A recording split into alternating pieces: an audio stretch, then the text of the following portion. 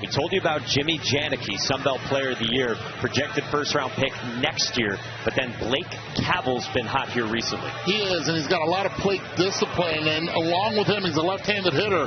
And that is probably going to help, believe it or not, the Trojan team, because they handle left-handed pitching well, and the leadership of Cavill is a starting point. Well, they're going to have to handle one of the best in the business when you talk about big game pitching. Hunter Elliott, the junior from Ole Miss, he shined and burst onto the scene back in 2022. 2 quality starts here in the College World Series. Maybe the number's not quite where he wants them, but he's back where he's comfortable. That's in Omaha. And boy, that changeup is by far his best pitch.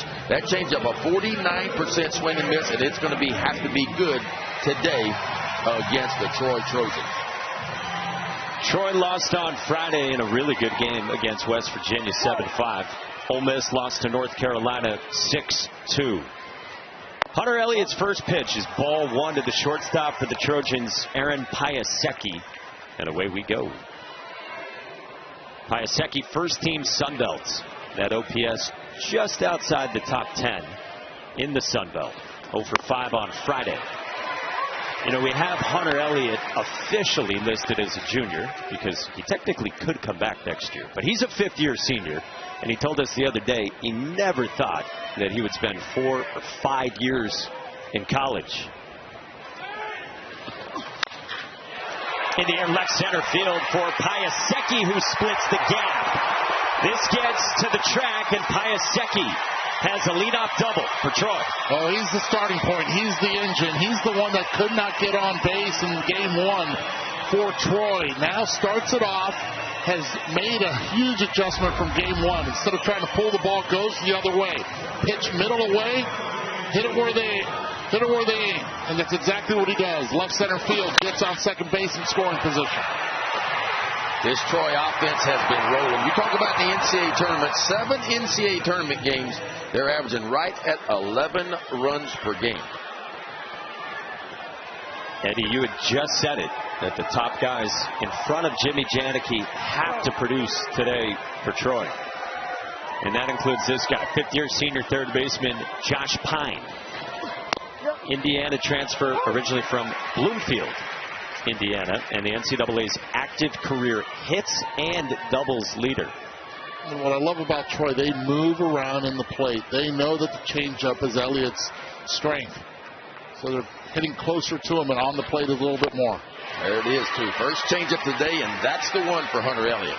Now, for him, though, against the right-handed hitters, he's going to have to show the fastball. Even if you don't throw it for strikes, at least show it to the inside part of the plate to try to speed those bats up to be able to get to his best pitch, which is his changeup. Oh, no. That's a great pitch. That's a pitch. It's meant for a chase pitch, out of the zone. Now he has to be able to keep it down there to be effective and allow his defense to work.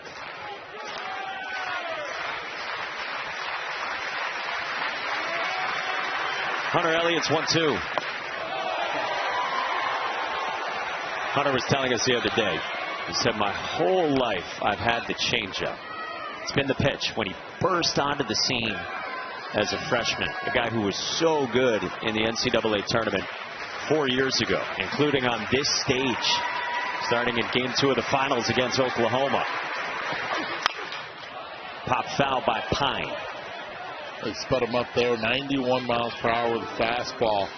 Changeup, you're looking at around a 7 mile per hour difference between one and the other, and that's one of the big reasons why his numbers are a lot better against right-handed hitters than left-handed hitters. Hunter Elliott, 23 years old now. Tommy John is a sophomore, and he basically missed 2 full seasons. 2-2. No chase from Pine. Hunter Elliott's 2 starts in the regional, 1 in regional, 1 in super regional play. Not great. The ERA is right at 6, and that's why this first inning is big for him. If he can stack a 0 or 2, that confidence is going to go up, and he'll be off and rolling from there. Payoff pitch. Pine strikes out on a dandy of a changeup. There it is. The old death ball. That's what that is from Hunter Elliott. And he's got one of the best in the business. We talked about it. 49% swing and miss on this pitch right here. It's a circle change. 3-2 count, and look, he's going to throw it in just about any count, any situation. Talk about 49%. What does that mean to you at home? The average D1 changeup is swung and missed at only 33% to kind of give you an idea. And he's at 49%. So a plus pitch for Hunter Elliott. Just had a pitch communication device pause in the action. So many of the fielders in the college game are allowed to wear them if they want to. So we got to make sure that everyone is fitted with what in the business we call our IFBs. Got to charge the batteries. All right, 1 out, 1 on for Blake Cavell, the Aussie first baseman. Huge expectations for Cavell entering this year. Preseason Sun Belt Player of the Year all over the place. Who got up to a slow start. They actually benched him at one point, but then we showed you the numbers since the start of May. Blake Cavell's been cooking.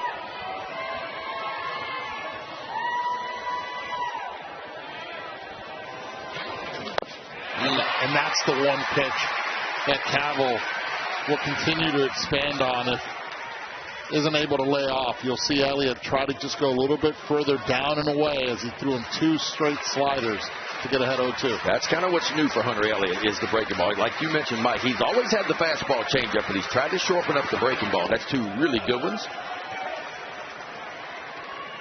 Nomenclature is important when it comes to breaking balls. So let's get ahead of this right now. Hunter Elliott has a slider that has gyro spin. It's that short slider that you saw. And then he has what he calls the big sweeper. Right. One kind of staying on plane, sweeping across his own. The gyro means it's almost straight down type action. That's the sweeper right there at 79. Yeah. Sweeper's always going to be a little bit slower than what the traditional slider is going to be when you talk about velocity.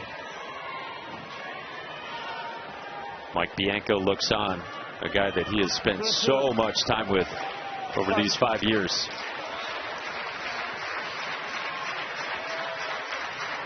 Two. Wow. Painted at 91 and back-to-back Ks for Hunter Elliott. Come on now. Leadoff double, and how about back-to-back strikeouts by Hunter Elliott? One on a 3-2 changeup. That one just 91 miles an hour. You can see Holly just rock to the outside part. That's what I call knocking a little paint off the outside corner right there. You can't throw a 4-seam fastball any better than that. Little chips falling off that edge. So 2 outs for Jimmy Janicki, superstar sophomore catcher. Boy, he impressed the other day against West Virginia. 2 for 4. Opposite field double that came off his bat at 105 miles an hour. A walk, and then a home run that he hit 430 feet. And if he loses here, Elliott, against Janicki, it's going to be off the changeup, not the fastball in the zone. Why? Runner in scoring position. This is your circle guy. You do have first base open. I know it's early in the game. You have a left-handed hitter behind him. You want to make sure that that circle guy in that lineup, when he can do damage with runners in scoring position, doesn't beat you. 1-1. That's confidence. That pitch is up in the zone, and still Janicki does not recognize it and is way ahead. What if the Ole Miss fans up? And if he trusts it right now, the changeup, because that pitch kind of going left to right, working back. Now he can throw the changeup out of the same window and have it go the opposite direction. Janicki spreads out a little bit more. 1-2. Down, and Elliott strikes out the side to leave a man at second. That's big time right there. Leadoff double, but no problem for the veteran Hunter Elliott, man. He gets it done. How about back-to-back punch outs to get the Rebels off the field? They're looking to score first in this one. And Hunter Elliott, folks, he is fired up. 3 strikeouts from Hunter Elliott on a beautiful Sunday afternoon. Take a look at the Ole Miss batting order brought to you by Capital One. Dom Decker leads off, and then the program's all-time home runs leader, Judd Utermark, follows. Yeah, Utermark hitting .311 coming into this season. That leads the team. He's going to have to use the opposite field in order to be successful here. Wind's blowing out straight away center field. Built for both teams, but I think a little bit of an edge could go to Ole Miss. And that lineup will face the senior, 6 foot, 197-pounder Tommy Egan on the mound, making his 20th appearance of the year, his 18th start.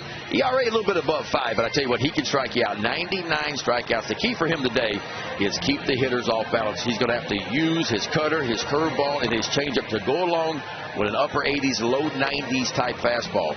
And look, for him, I think he needs to do some work on the inside part of the plate to these right-handed hitters, because he throws a natural cut fastball. It's been going a little bit right to left. Everything he has goes right to left. So if I'm Ole Miss, and I know that, I'm going to take away the inside part of the plate. I'm going to get my toes up on the plate if I'm right-handed. I'm going to look for the ball middle away.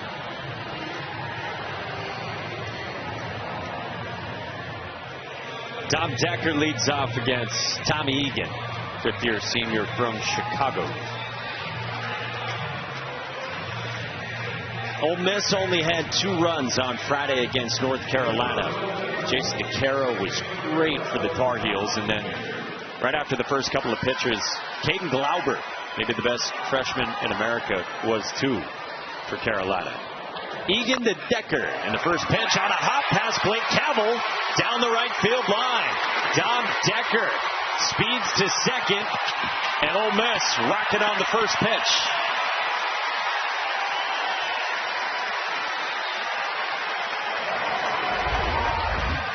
Not wasting any time. First pitch, he sees it. This is a ball that you have to have. We're playing in the College World Series. The infield has to play excellent defense. And it seems almost like the same start that Troy had the first time. Top spin on it, but you have to put your body in front of it if you're a first baseman. That ball was blistered. I tell you, it was hooking, too, toward the right field foul pole. And I think that fooled the first baseman, Cavell, just a little bit. 96 miles an hour off the bat. That should be an error. And then this one gets away from Jimmy Janicki on a breaking ball in the dirt. And it is so similar to how things started for Troy in the bottom of the first inning on Friday against Armani Guzman in West Virginia. Yeah, if you go back, the Trojans did not play great defense in game 1 against West Virginia. They had 2 errors. It cost them 1 earned run. And of course, that would have changed the entire complexion of the game. This Ole Miss offense is too good. Look, when you have your knee down as a catcher, a lot of people either love it or hate it because it saves on the legs of the catcher, but you're taught to keep that open mitt because you don't have the ability to go sideways laterally to be able to block. So you cannot close the mitt. You have to keep it open and use it as a paddle to try to keep the ball in front of you. So now Decker's at third. 1-1 to Judd Utermark. Roped into left field, and Ole Miss draws first blood. This is what I'm talking about from Ole Miss, and this is what I'm talking about from Tommy Egan, the pitcher for the Trojans. He better figure out a way to get to the inside part of the plate, because I know Ole Miss hitters, man, they're going to get their toes up on the plate. They're going to look for the ball working away. That pitch stayed up. Stays up, and this is just a big man right there wearing number 27 on his back and try to keep his team on his back offensively. Will Furnace now. First pitch, dribbler at short. Piasecki flips. Sean Darnell turns, and it's 2. Much needed for Tommy Egan.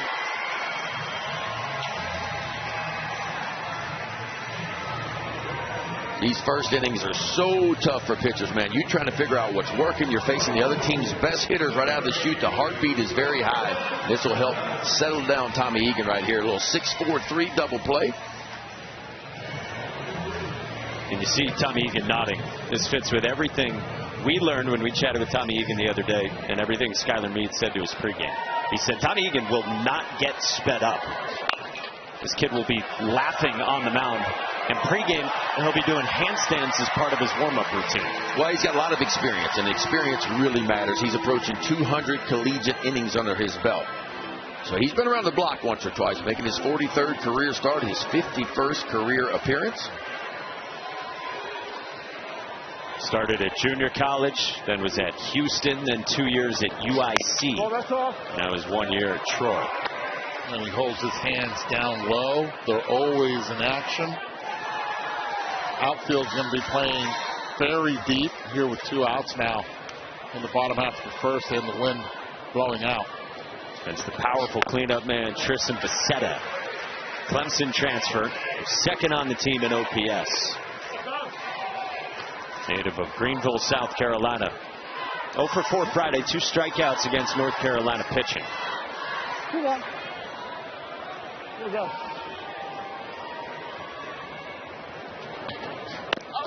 How about the hitch that Becerra has when he loads to get ready for the pitch? Starts with his hands a little bit out, then drops them down. If you're an old schooler, you think about Phil Plantier with those hands back down low. But he has to get it started early to be able to catch up to a pitch up in the zone. 5-pitch walk, and Becerra's aboard.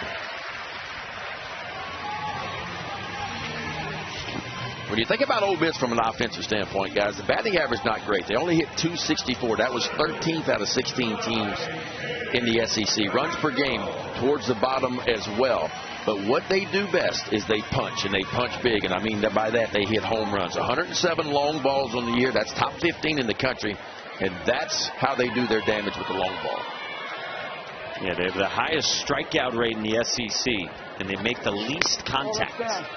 But this is one of their contact bat the ball guys, Hayden Federico, who, when they put him up in the 5 spot earlier this season, early in SEC play, it really helped the offense, solidifying that spot middle of the order and kind of breaking up the swing and miss in the lineup. Roller to first and fielded foul by Blake Cabell.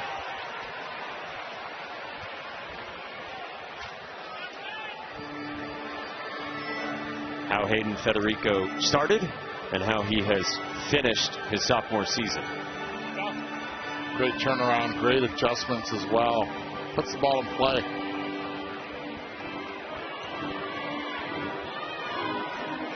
Federico worked 2 walks on Friday against Carolina.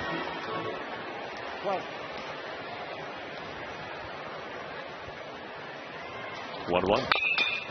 Opposite way, slicing down the line. That's a fair ball, and it gets past Drew Nelson. Tristan Becerra scores on an RBI double from Hayden Federico.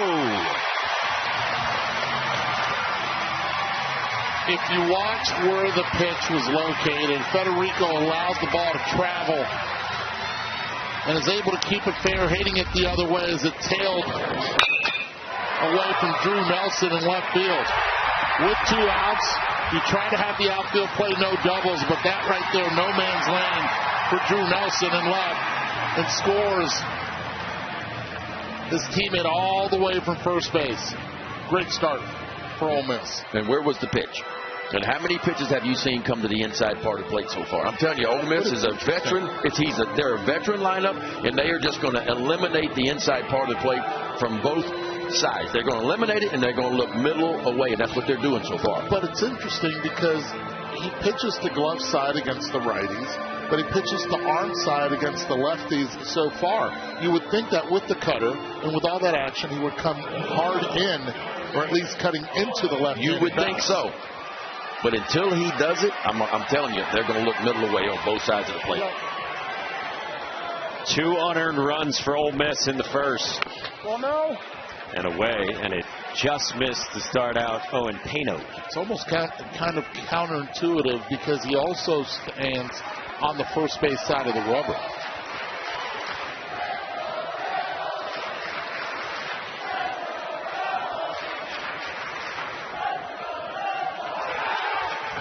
Does he not come in because it's lighter velocity? I mean, he averages 88 with his fastball. I think that's a part to it.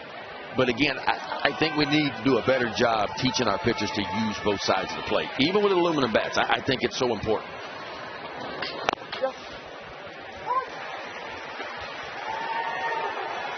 But it boils down to fastball command, and can you command the ball? And a lot of guys don't trust their command to be able to get it with lower velocities to the inside part of the plate because they're scared of making a mistake out over the plate. This one in the dirt, and a free 90 for Hayden Federico. Just think about it. This inning starts with an error. There are already 2 wild pitches. He's been fortunate to get that double play, but right now, Ole Miss just putting the pressure on and taking really good secondaries. Uh-oh, did not stick the landing. Scorpion. It happens. Doesn't look comfortable. No.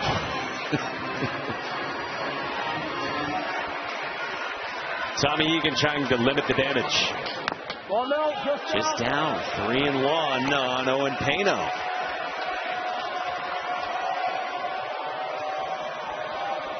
Troy has not played crisp baseball in its one game and change here in Omaha. Roller foul, full count. Pano was a massive recruit coming out of high school from Poughkeepsie, New York. Last year started a dozen games at shortstop as a freshman.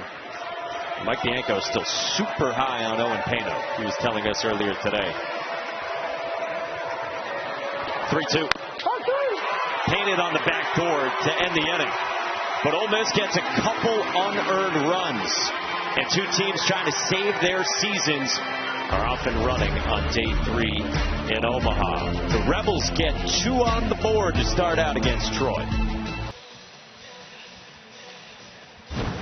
4 years ago, Hunter Elliott showed up as a very poised freshman, pitching on the big stage in the NCAA tournament, including here in a couple of starts in Omaha. None bigger than Game 2 of the finals, the clinching game against Oklahoma. I'll tell you, true freshmen are not supposed to hop up on this stage and do what Hunter Elliott did back in 2022.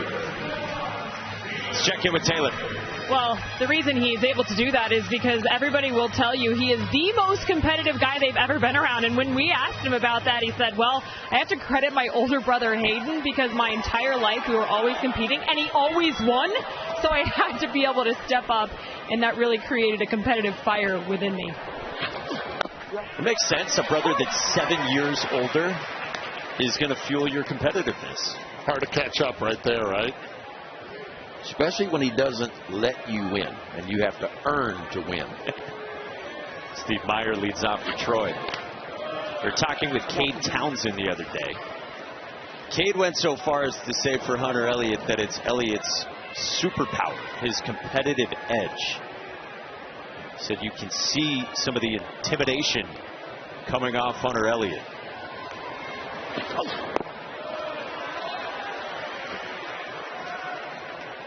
Taylor Rabe was saying to us that he actually asked Hunter at one point about having a brother that much older. And I guess Hunter Elliott said to Taylor Rabe, yeah, I would just go in the house and get rocked by my brother all the time. It's up high, 3-1 on the Troy center fielder in the 5 spot. One thing to keep an eye on with Hunter Elliott, he's never had great command. This year, 42 walks in 80 1/3. Last year, 40 walks in 85 innings, too. So every now and then he struggles with command. Meyer aboard for Troy. Well, really interesting. The left-handed hitters for Troy so far have been up on the plate and closer to Elliott, moving forward towards the field, trying to take away that slider that he does not dominate really well. Another left-hand bat here in Drew Nelson. You see Elliott's recent struggles against lefties.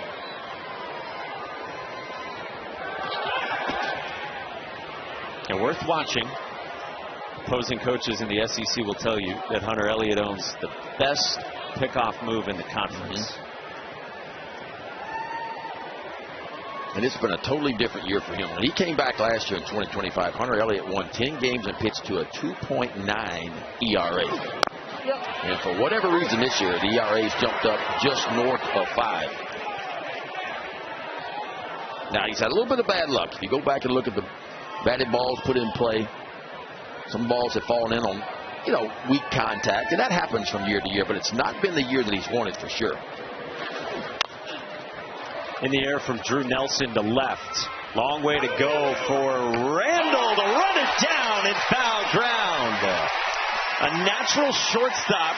Braden Randall looking fine in left. Yeah, that's a really nice play for Randall, and it's a lot easier when you are an infielder and you go to the outfield to make plays coming in instead of back. He had a long way to go, and in this ballpark, you have more foul ball territory. Takes a peek. makes a highlight, and most likely he'll be watching that on SportsCenter tonight. That's a tough play, too, because the ball off the left-handed bat's constantly just slicing away from him, but he used that closing speed to get to it. It was like the sprinters lean over the finish line there.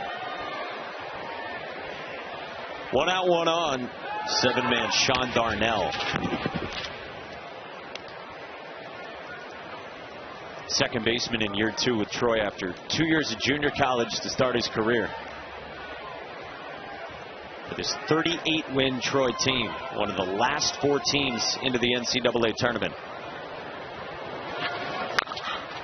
Hit well. Launched to right field by Darnell. And Troy's on the board. We're tied.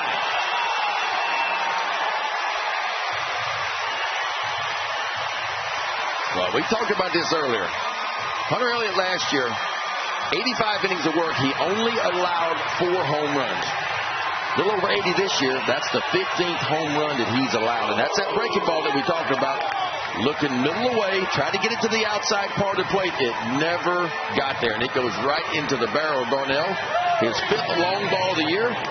His 48th RBI, and we are all new again. 6 left-handed hitters in this lineup, but he's trying to spin it to try to get strike 1 on him. And Darnell met him at the front door. Sees it, hits it, barrels it, ties it up with 1 swing. Now Jay Boroff.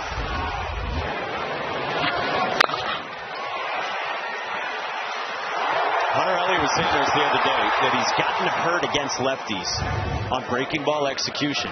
He told us it's been his biggest downfall against lefties.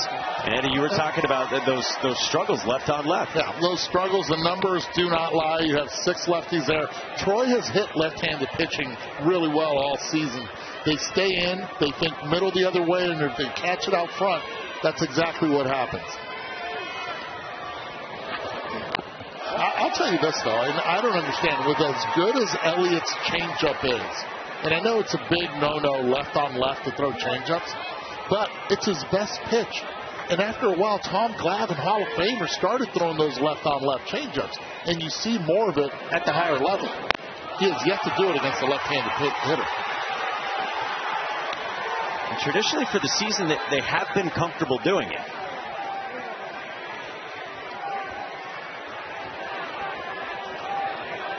(3-1) to Jabe Ruth, who walks on 5 pitches.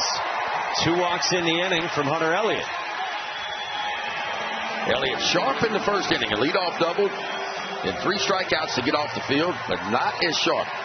That's 2 walks and 4 batters. When you have an elite offense and you can make adjustments in a hurry. He was adding and subtracting in the first inning to be able to get those back-to-back strikeouts. Right now he's attempted to do it. The second half of the lineup has made those adjustments. Hey, for the latest news, insight, and in-depth analysis from the 2026 Men's College World Series, go to NCAA.com, the official online home for all NCAA championships. Ben, why do pitching coaches do not like the left-on-left changeup? If it's thrown in the right place, it's a really good pitch. But if you miss a little bit left on left, and because when I get you out in front, what's the pitch when you're belling left on left? You're belling a little bit. You can cover the ball to the inside part of the plate. If you get it down and away, it can be a good pitch. But I think it boils down with Hunter Elliott is his command. We talked about his walks, and while it's a good pitch, he doesn't always command it like he wants to. Houston Markham, another lefty. So Elliott to righties throws the changeup 40% of the time this year. To lefties, he does it, but only 11% of the time. And beat with the breaking ball to Darnell.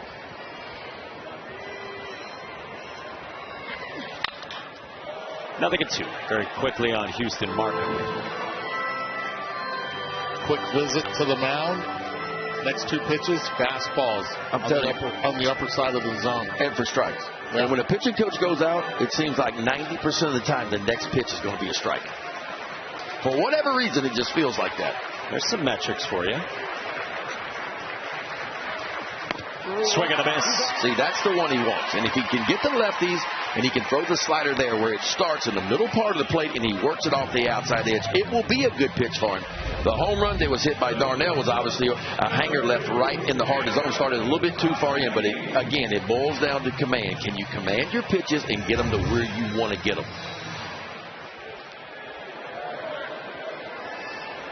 Back to the top, Aaron Piasecki. Doubled the opposite way to left center to start the ball game.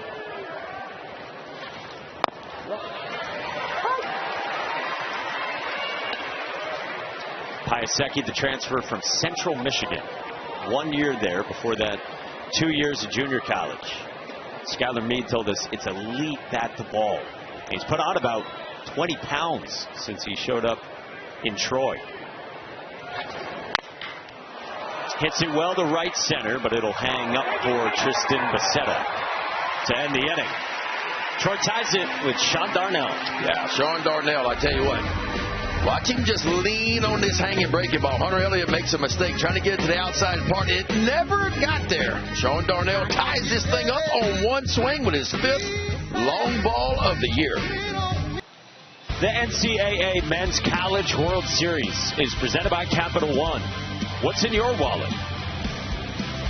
It's an elimination game in Omaha. Loser goes home while the winner stays alive another couple of days. Next up, the winner would play Tuesday afternoon against whoever loses tonight between North Carolina and West Virginia.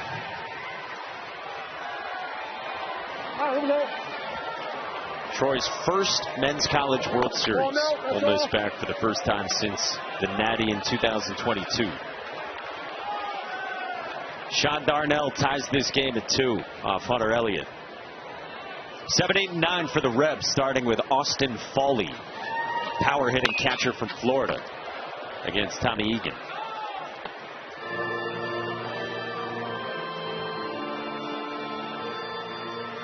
Fawley 21 pumps last year. The bat's taken a step back overall this year, but still 13 home runs. Mike Bianca was saying to us today, 10 of those in conference play. Yeah, you better be careful with that hanger that he just threw him at 84 miles per hour right down the middle. I think Mike Bianco is wondering, how did you pull the trigger on that one? That's why he's taking off the hat, taking it for a spin. Whoa. Ay, bendito sea el Señor. Could have been. Should have been. Tommy Egan wanted that one too. Little front door break ball. Not where he wanted it. See where the catcher set up on the outside part of the plate. That's a strike. What I love is he catches it deep. Yeah, well, you have to. I mean, that gives the umpire a chance to call the strike. If you reach out and catch that ball out in front, he's not going to give it to you.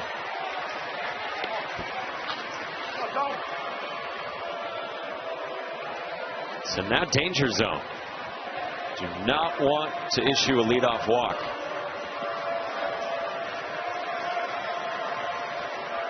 Tommy Egan's 3-2.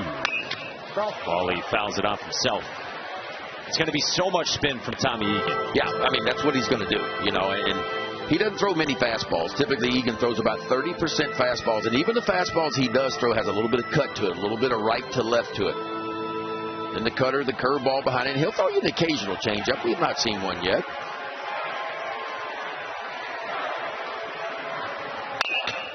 Fawley on a line, tailing toward right center, and it drops down for a 2-strike hit. 108 off the bat of Austin Fawley. That's a big man, seeing a lot of pitches, everything cutting away from him. Being a catcher, you're able to stay on a little bit more. Understanding and adjusting to the pitch. Hitting it right back up the middle. High leg kick, puts that foot down.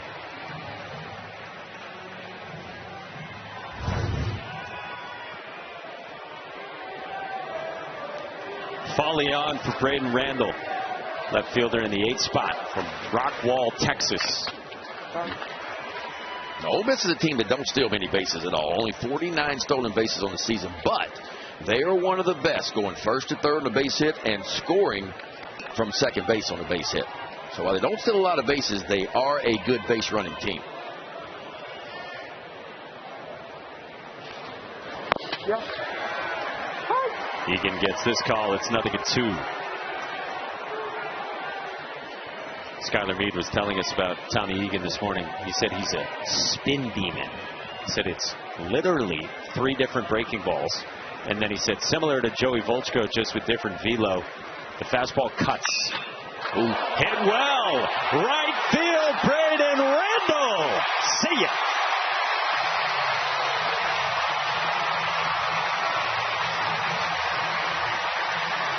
You could see that one coming. I mean, that breaking ball goes right back into the barrel of Randall.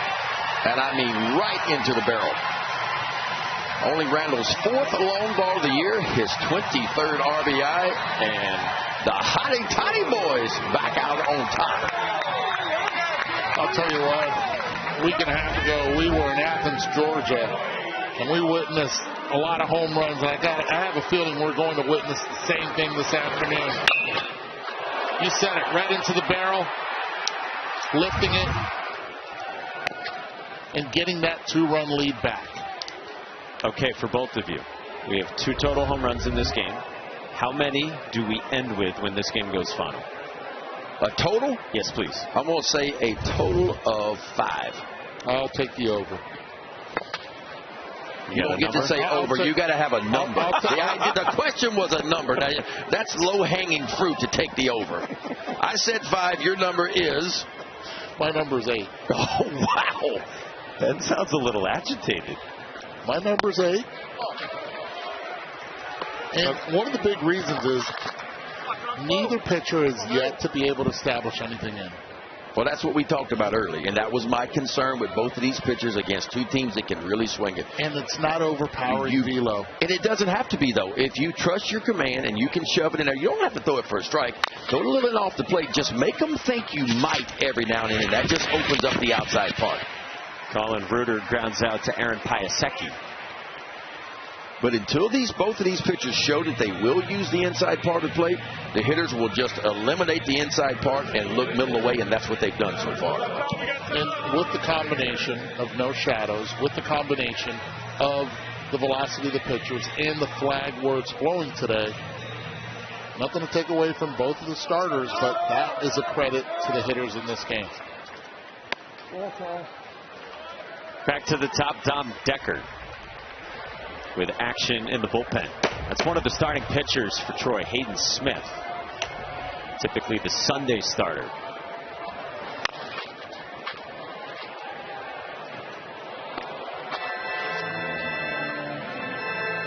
Ball and a strike on Dom Decker here in Omaha for the 2nd year in a row with different teams. Murray State last year. Murray State, who upset Ole Miss in the regionals in Oxford last season. Roller right side at the second baseman, Sean Darnell. 2 down. How would you like to be Dom Decker and come here 2 years in a row? 2 different uniforms. He told us that's all he's been hearing over the last week, and he's been trying to politely tell everyone he doesn't want to talk about last year. He respects the questions. He's really focused on this group.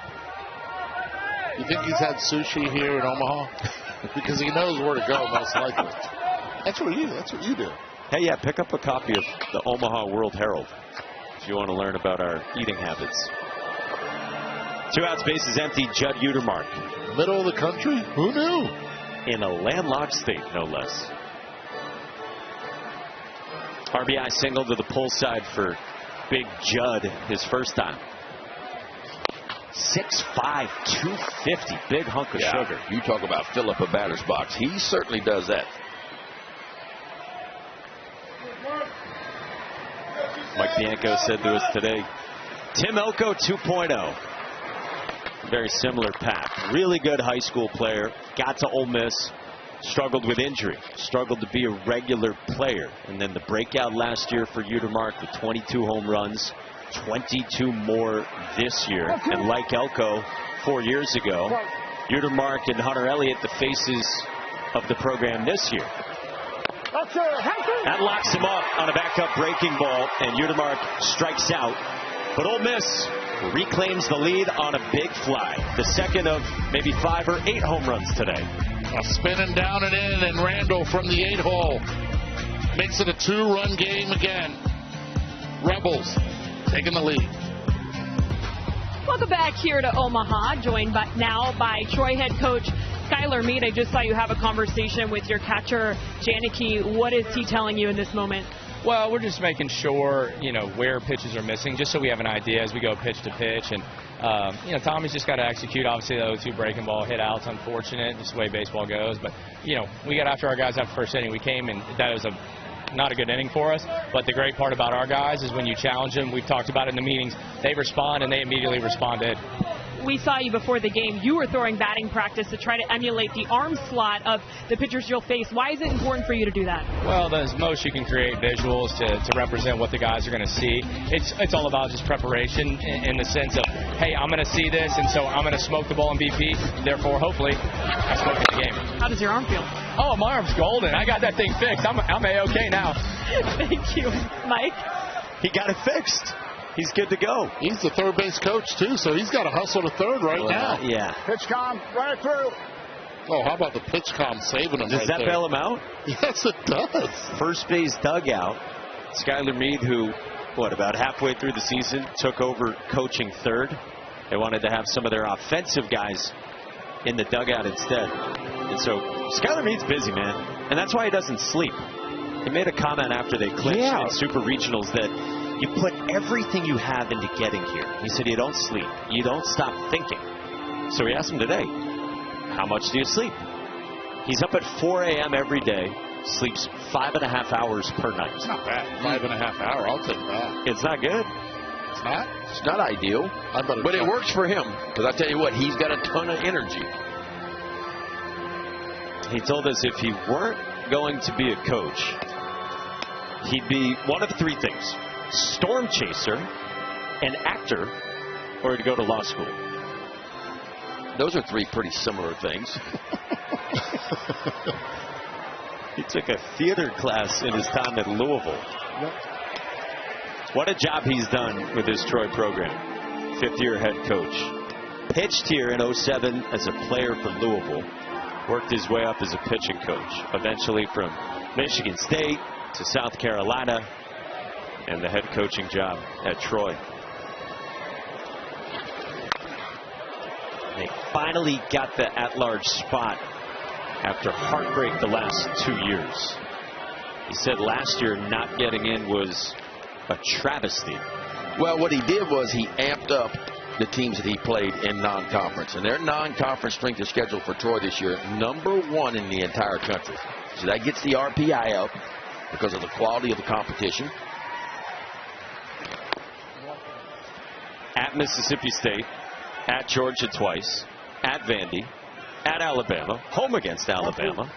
He said we scheduled like maniacs. They were not going to let it happen again.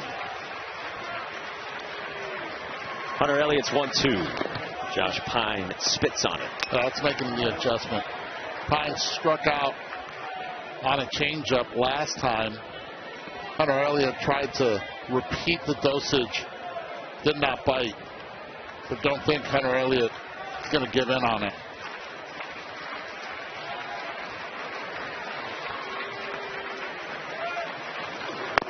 Up the ladder. Wow, Popple. Look, so this is great pitching right now from the left-hander. He goes changeup down 2-2 and then elevates the fastball. And that fastball, then it speeds up on you as a hitter. You're thinking, okay, I can't chase down, but you know what? If you're looking up, you better be able to catch up to this, and it's really hard when it's right above the hands. Yeah, and I think when you're Troy, you think about what his best pitch is at changeup. And you sit on changeup with Hunter Elliott, he has enough velo to get the fastball by you top shelf, and that's just what he did. I'll tell you what I do. What I would do against Hunter Elliott is sit up, not change up. You look location off of him. Anything that is middle down, it's not designed to be a strike when he throws it. Everything up is what's going to be called a strike.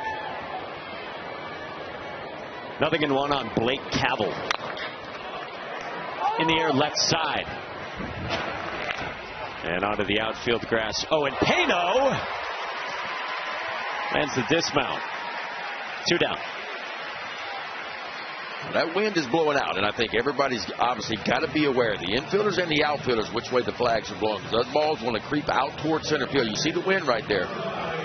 10 miles per hour, the north-northwest. That gives me nightmares, Ben. Anything up in the air, pop-up, I would straight out yell, panic, panic. And everyone that played with me understood that means. And if it was windy, it was even worse, huh? Oh, yeah. I would yell, don't panic. That means I have it. No, you would yell just somebody else catch it. Panic. Yeah. But I was talking to myself. Loudly. Pano got it in the end. Now Jimmy Janicki, who struck out on a changeup his first time.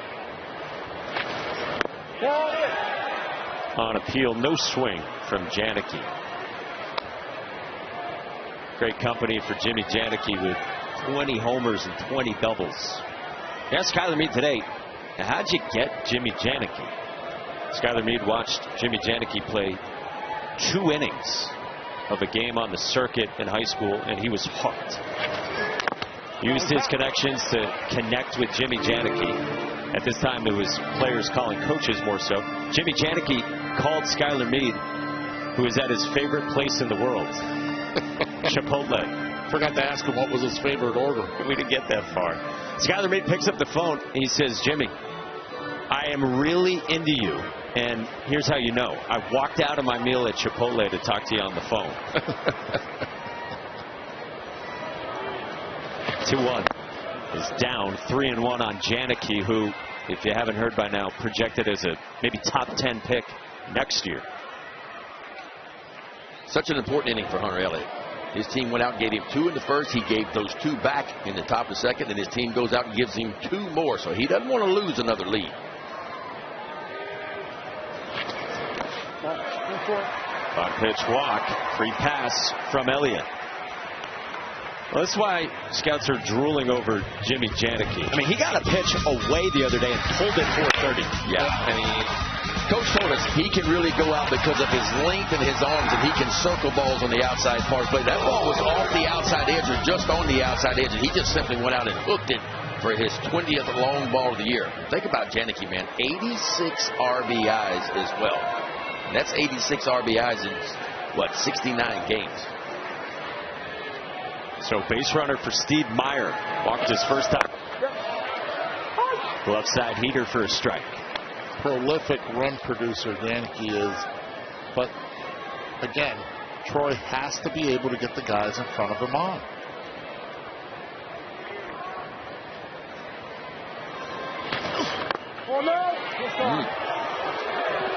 Pretty good pitch there. You could tell Hunter Elliott wanted that one.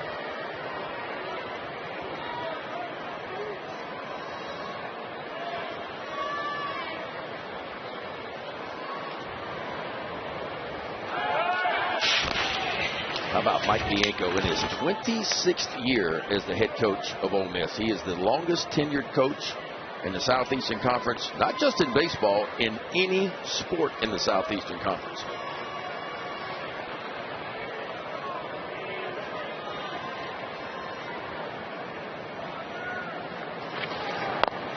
How much credit should we give him for your success at LSU? A lot.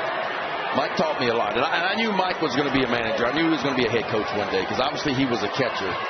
But he handled a very good pitching staff that we had. Russell Springer, Curtis Muscanic, Paul Bird, Chad Auger. We had 7 big league pitchers on that staff our junior year.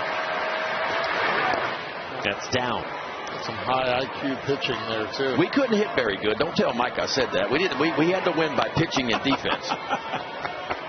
I was not part of the gorilla ball days that would come starting in 1991, but Mike did his share, man. He hit the ball out of the ballpark, but he was as good of a defensive catcher as there was in the college game. 2-2. Yes, sir. Handed at the bottom of the zone for Hunter Elliott, who bookends the scoreless third with a couple of Ks. He needed that in a big way, too. He needed to go out and throw a shutout inning. He did it, too. A little bit of traffic, but I tell you what, another four-seamer, just a paint piece on the outside edge. The Hotty Toddy boys up 4-2 early in this one. What do you guys see from Tommy Egan on the mound so far? I'll tell you this, as a hitter, you look at the zone, and everything is cutting the same way. Hitters are staying right back up the middle. They're seeing it up, and they can adjust down with the velo and the shape of each of his pitches. Give a lot of credit to Ole Miss and the plan of attack. These two offenses can do it, man. And it's going to be up to the pitchers to be able to make, not strikes. I mean, there's a difference between controlling the strike zone and commanding the strike zone. If you control the strike zone, you're throwing the ball over the white part of the plate. And that can get you some outs sometimes. But when you're commanding the strike zone, that's a totally different level. That's getting the ball to the quadrant that you want to get the ball into. Saw only 2 swings and misses in now 41 pitches for Tommy Egan. He was very good in his super regional start last weekend against Little Rock. But before that, he said his last few outings had been really rough. And here's the other piece of that. Both of these pitchers don't have what I call elite stuff. And so it's important to be able to work from ahead. And you see the count at 2-0 already for Egan here against Furnace. And he needs to throw strike one. He needs to put hitters on defense right away. And that's kind of where he struggled early in this ballgame. 3-0 on the 3-hitter for Ole Miss, Will Furnace. Will Furnace has been around for a while, too. And don't think he doesn't have the green light here, 3-0, if he gets what he's looking for. We saw a 3-0 green light from Judd Udemark on Friday. And look, bottom of the third inning, every inning, the leadoff hitter has been able to get on for Ole Miss. You continue to put traffic on the bases. You're forcing now Egan to try to get a ground ball. And right now, the Ole Miss team is not hitting those grounders. He's getting those fly balls, and they're hitting it and barreling it well.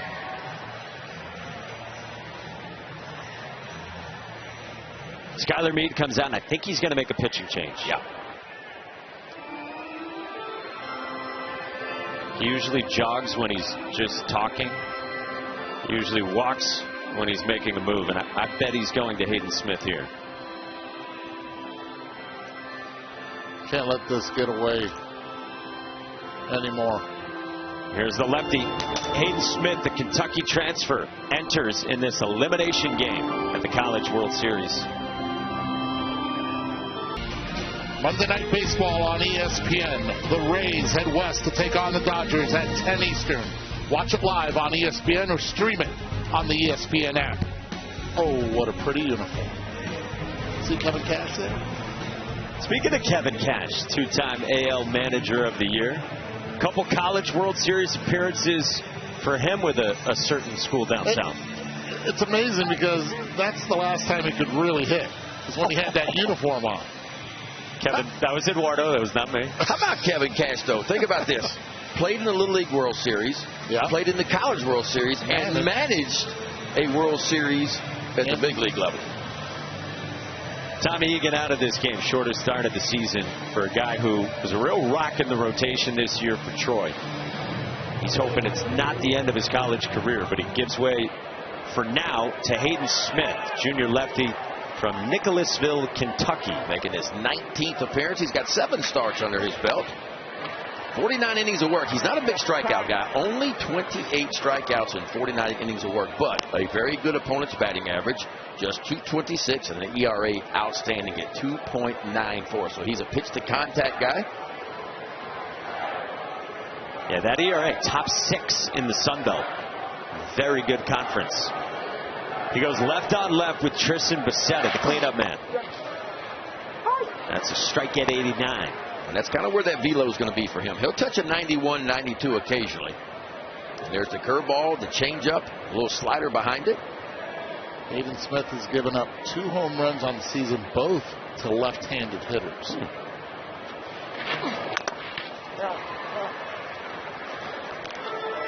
Hayden Smith's a redshirt junior. 3 years at Kentucky. Across those 3 years, it was only about 15 innings or so for him. Redshirted as a freshman, limited work over the next 2 years. And after Troy won in the regional, Hayden Smith said, "The school I came from is no longer playing." That's all I got to say about that. Well, he's hoping to get one on the ground and see if his defense can get 2. 2 balls and 2 strikes. Skylar Meade said to us today, we have to turn a big double play at some point in this game. It seemed like he knew, especially with some pitch to contact arms, they were going to be first up for him today.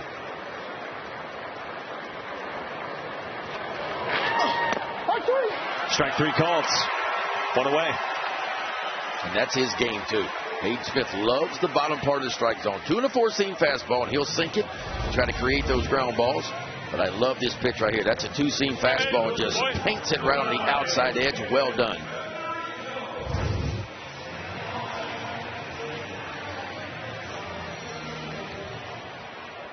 A little slap to the back of the neck like we saw from his teammate Zach Crotchfeld the other day. Yeah. Did you ever slap yourself, Ben? No.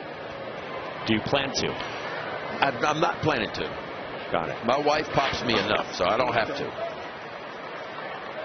Hayden Federico from the right side. Yeah, that went viral the other day. Zach Crotchfeld making his entrance from the right field bullpen. Oh, yeah.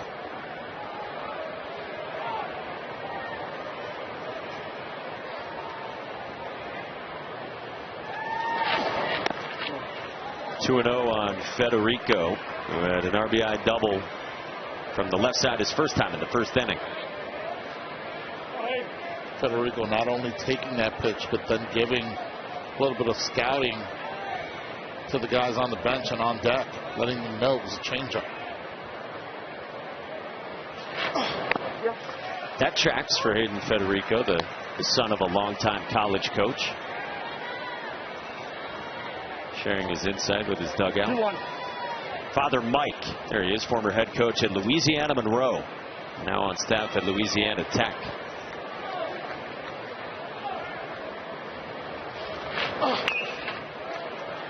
Hayden's dad always told him that they would not go to Omaha unless one of them earned it. They weren't going to go as fans. One of them had to coach there or get there as a player. And now they get to make this trip together. That's what this game is about, in my opinion. It's about making memories, and memories that last forever. When you make it to Omaha, it's just something you'd never, ever forget as a parent or a player. Right.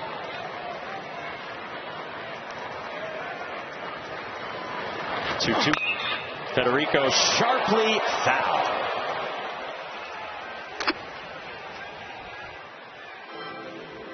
So he does Josh Payne, who's only a step and a dive from the line.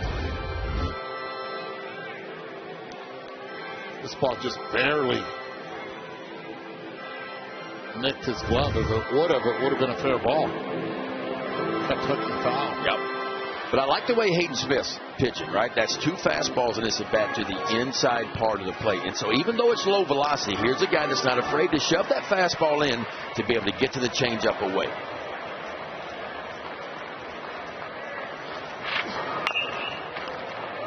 More breaking ball, but same idea. Be able to speed him up. Federico covering the entire plate, understanding you can reach, you can get to that pitch in and barrel it. And for Smith, this is his first time coming out of the bullpen in nearly 2 months. All arms on deck for Troy, their normal Sunday starting. That's up high. Full count on Federico.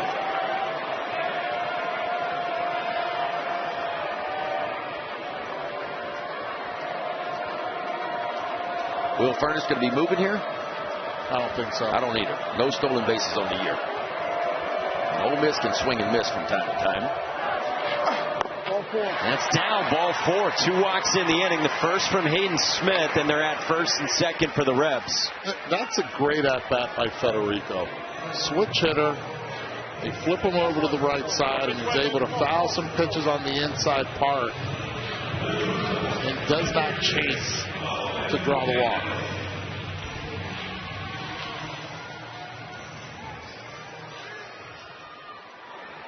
Two on, we go left on left with Owen Pano. He struck out looking his first time. Yeah, that's a strike. In between there, and it's strike 1.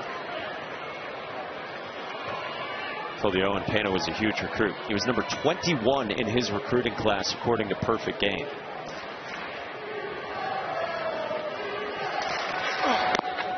That was a class that had Connor Griffin second in that class. He's pretty good. He was going to go to LSU if he wasn't drafted top 10 by the Pirates. Cam Caminetti was fourth in that class. He was going to LSU, but instead got drafted by the Braves.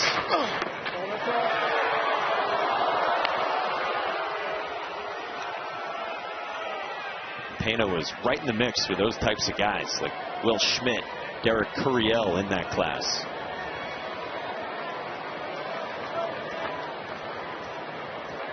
Two on, one out, third inning. 1-2. Pena strikes out. Good answer from Hayden Smith. Boy, and it was just a steady diet of fastballs to Pena on the outside part of the plate. 3 in a row. Finally got the swing and the miss that he was looking for.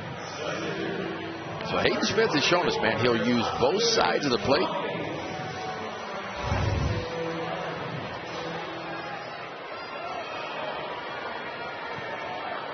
Now Austin Foley. Rocket single his first time to center.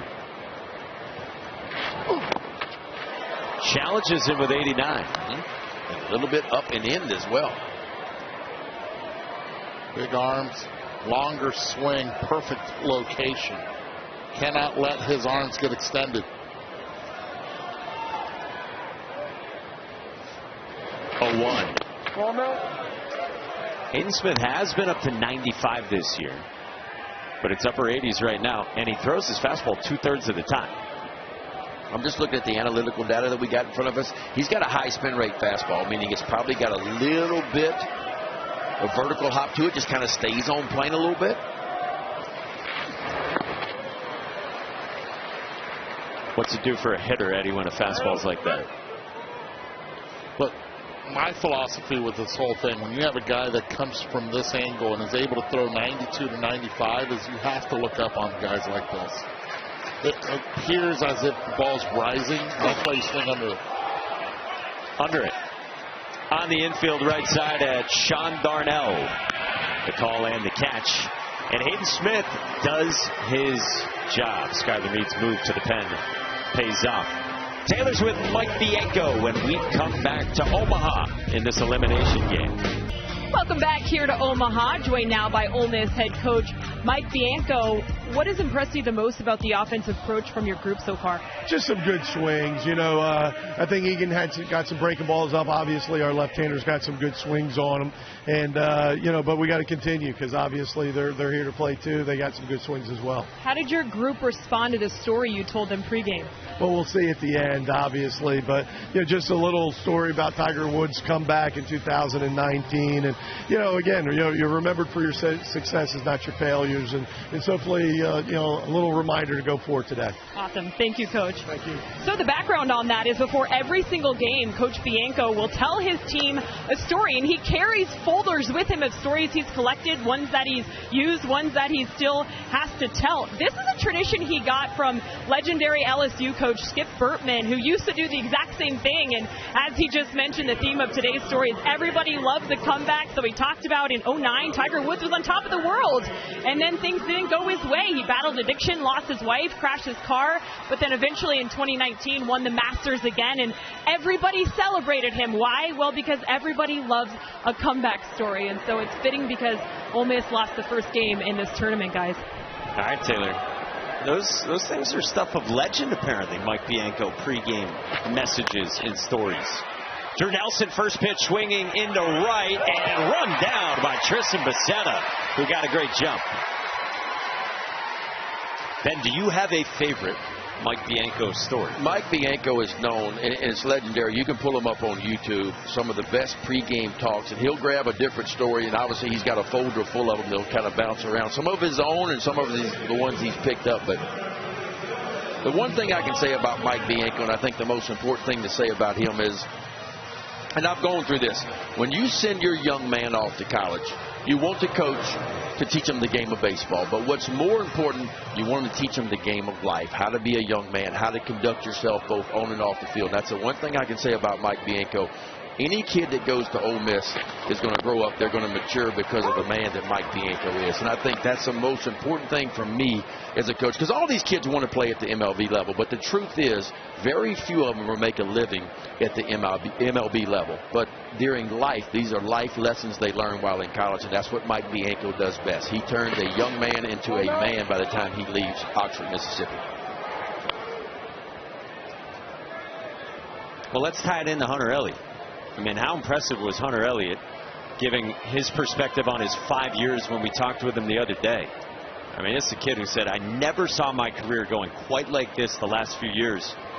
But he told us, I wouldn't change it for anything. No, I mean, everybody has a journey. It's what makes you who you are. And you talk about Hunter Elliott's freshman year. He just burst onto the scene with a 2.7 ERA. And he had to think that, hey, I'm going to be here for another year or two, and I'm going to turn pro, and I'm going to be a high draft pick. Well, injuries started to set in his sophomore year after a great freshman year.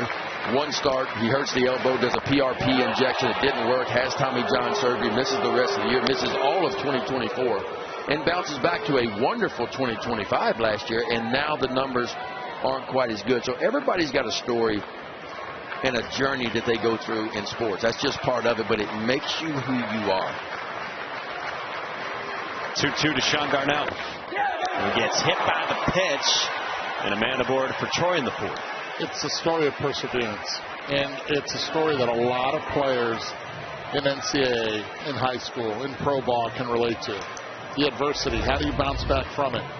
Darnell, who went deep in his first at-bat this time, gets on base, and he knows they need base runners. Listen to that dugout, try to motivate his players. I can take y'all back to my freshman year and my College World Series experience. On the biggest stage, I've never failed at anything in my life. I come in against Stanford, and Coach Bertman puts me in relief. I hit the first batter, I load the bases, we're in extra innings. We're up by 3 runs, and I give off a walk-off grand slam to Paul Carey. And it was the worst thing I ever experienced in my life, because I'd never failed in any sport at anything. And it punched me right in the gut. But it's what makes you better, you know. And I was due to ship off to the Alaskan Summer League a week later. And I called Coach Bertman and said, you know what, Coach, I don't think baseball's for me. And I'm going to just continue to play basketball at LSU because Dale Brown thinks I have a future in playing basketball. And I think I'm done with baseball. I didn't come out of my room for 3 days. I was so upset with what happened. But then Coach Bertman, Coach Brown, and others would call and say, listen, this is going to happen. This is sports. This is the game of baseball. You've been punched for the first time. And then I ship off to the Alaskan Summer League, and I still wasn't sure that I wanted to play baseball. And Mike McFarland, who was coaching the Alaskan Glacier Pilots at the time, he picks me up in the airport, and he picks me up and he goes, oh, by the way, opening day's tomorrow, and you're pitching game 1 for us this summer. The last pitch I threw went over the fence in Omaha at Rosenblatt. I didn't sleep a wink that night and got to the ballpark that day and still realized I don't know if I want to be here or not. But 30 minutes before the game, I get ready to go warm up, and the clubhouse kid comes over to me. No, it was Mike McFarland, I'm sorry. Comes up on me. He gives me a piece of paper, and it's folded up. And he walks off, and the only thing he says to me is this how you want to be remembered? Whoa. And I open up this piece of paper, and I look at it, and the other coach on the other team thought it'd be funny to write down Paul Carey, 1 through 9 on the lineup. Paul Carey's not even playing on that team. He's not even playing in the Alaskan Summer League that summer. But he thought it'd be funny. I folded up that piece of paper, and I put it at the top of my locker. And I went and warmed up. But that was a kick in the rear end that I needed. 2.5 hours later, I thrown a complete game and struck out 14. Shutout, and we win the ball game. And as they say, the rest is history. And I took that piece of paper and I gave it back to the clubhouse kid after the game. I said, you go give this to that other coach. And I didn't mean it sarcastically, but tell him I said thank you, because I had gotten punched for the first time. But I needed that to get over the hump. And it's tough. I get it. Failure's tough, man. When you fail on the biggest stage, and I failed on the biggest stage you could fail on, at the College World Series in front of everyone. But it made me, it didn't seem like it at the time, but it made me better in the end. It's amazing. 1-2 to Jay Boroff, and a strikeout for Elliott. And Hunter Elliott, too, was telling us last year was the most, or rather this year is the most he's ever experienced failure. And he said to us that guy's pitching coach, Joel Mangrum, helped him so much work through the mental coming off his surgery, coming off of Tommy John, to get back and believe he could do it on this stage again. Baseball's built on failure. I mean, we always say that, but it's so true. Houston Markham reaches out. He flares one into center in front of Hayden Federico. So a hit batter. Now a flare single. 2 on as the lineup flips over for Troy. And I love the embrace at first base because Markham, who struck out the first time on slider after slider and could not make the adjustment, sat down and he said, next time I'm going to look for something up with the same shape and I'm not going to try to pull it. And he stayed within his game plan, and now he rolls over the lineup to the top part. To Aaron Piasecki. Doubled oppo to start the ball game and then flew out to right in the second. First team Sunbelt shortstop. Excellent bat to ball guy for Troy. Troy 0 for 3 today with runners in scoring position. They've had some opportunities. But if you look at Hunter Elliott, 259 opponent's batting average going to this ball game. But when he gets in these leverage moments, what I call the red zone offensive moments, that batting average against goes all the way down to 229. So he typically finds a way to elevate when he gets in a little bit of trouble. Just foul from Piasecki. This is kind of the way it's gone for Hunter Elliott this season. The overall numbers not good. But Mike Bianco has said he'll just find a way to get the big out. Can he do it again here with Owen Kelly and Landon Koenig up? You toe the rubber enough, you get yourself in tough situations enough, you figure out ways to work out of it. Landon Waters up. 0-2. Roller right side, and Tom Decker ends the inning, and Hunter Elliott does it again. Troy threatens, but Hunter Elliott, forged in the fire throughout his career, through the adversity, gets out of Dodge. Ole Miss has the lead. Braden Randall's already got deep. He'll lead it off when we come back. The 79th Men's College World Series. Rosenblatt Stadium. Final year there was 2010. Ooh, good piece. Got some seats still there at Rosenblatt. And a nice touch here at Charles Schwab Field. Rosenblatt seats here at the Chuck, too. As we go to the bottom of the 4th inning, alongside Ben McDonald, Eduardo Perez, and Scott Klein upstairs. I'm Mike Monaco, Taylor McGregor down at field level, and our entire crew behind the scenes. Ole Miss got 2 in the first, 2 in the second. Troy got 2 in the top of the second. 8-9-1 starts with Braden Randall. He was supplied 2 of the runs on a breaking ball back in the second. Yeah, stays right out over the plate. He sees it and barrels it and is able to keep it fair in the power zone of the left-handed hitter. Down and in. That's where those lefties like it, don't they? A little bit down, a little bit in, and he just simply dropped the barrel on it. 100 off the bat, nearly 400 feet it traveled. There's another one, too. On another one that hung up there. 102 off his bat, and 2 knocks for Braden Randall, who's supplied some big hits in this NCAA tournament. Yeah, and from the bottom of the order, we talked so much about the balance that there is at the top of the order, but Ole Miss can really just extend the lineup, as Troy has done through the regionals and super regionals, leaning on the bottom half of the order. Another runner to lead off an inning for Ole Miss. Was it 4 in a row now? 4 in a row. That is a recipe for success from an offensive standpoint. Pressure from the beginning. And we hear so many head coaches talk about their pitchers, and they always say the first batter that comes to the plate is the most important one. You get the first one, you set the tone. The chance of the team scoring goes way down from there. And Ole Miss has done a good job with applying pressure early in this one. 1-1 on Colin Reuter, DH in the 9th spot. Against Hayden Smith. First full inning of work after he came on in the 3rd for Tommy Egan. 1-1.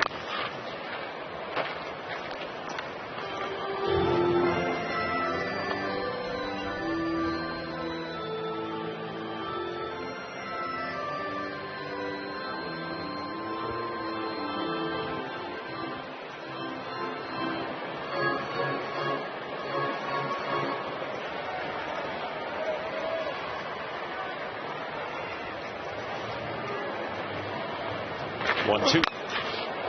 In the air, right field. Markham goes back at the wall. Got. 2-run shot up on Colin Reuter. Well, the bottom part of this Ole Miss lineup is getting it done, folks.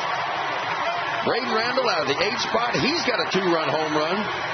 And now Colin Reuter out of the 9th spot for Ole Miss has a 2-run homer of his own. And again, this is what Ole Miss does best. Yes, they do swing and miss a lot, but they will walk, and they always have a puncher's chance. And they have a puncher's chance because they can do this right here. They can blow the ball out of the ballpark, and that is a beautiful move of the ball right there.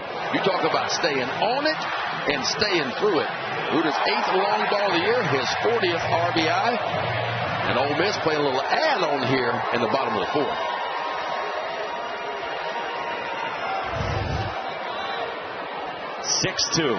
Rebels.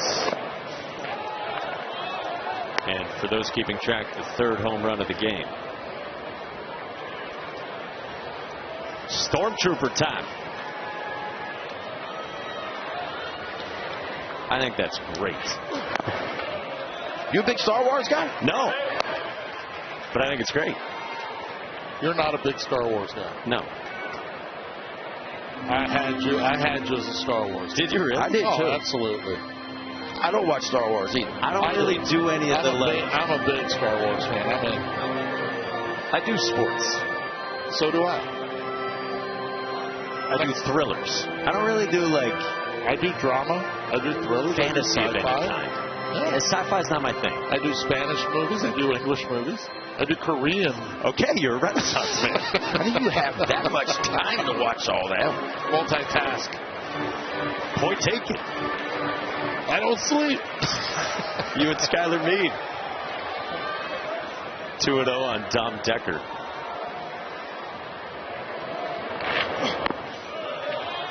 It all started, by the way, in the toy aisle at a Target in Gainesville. Sam Hutchins wrote a great article about how the Stormtrooper celebration started. It was 3 pitchers. Pitched in a total of $150 and bought that. Wow. Okay. Stormtroopers, who did they fight? No clue. The Rebels. Luke Skywalker. Okay. The Rebels. Get it? I get it. There we go. Who won? We're still trying to figure that one out. I was working in minor league baseball one year, and they had a superhero night. And I got asked on air by my partner, who's your favorite superhero? My sister was being a good sibling, listening to the game, and she started cackling, laughing, and texting me because she knew I had no idea who my favorite superhero was. It's just not my thing. Decker's aboard with still nobody out here in the bottom of the 4th. But you do it all, Eduardo. You had 3 screens going last night watching every sport under the sun. Yeah. Just taking a page from the big shooter who always has 3. Look, you have to have the game, right? Shout out Big Shooter. Absolutely. And then you have to have the game on yesterday. Just Georgia and Texas. Have to have a little bit of FIFA. And the Knicks. Congratulations, by the way, to the New York Knicks. Yeah, how about that? They're still partying in New York, and they will be for a while. Skylar Meade appears to be going back to the bullpen. 3 straight have reached for the Rebels in the bottom of the 4th. Single, home run, walk.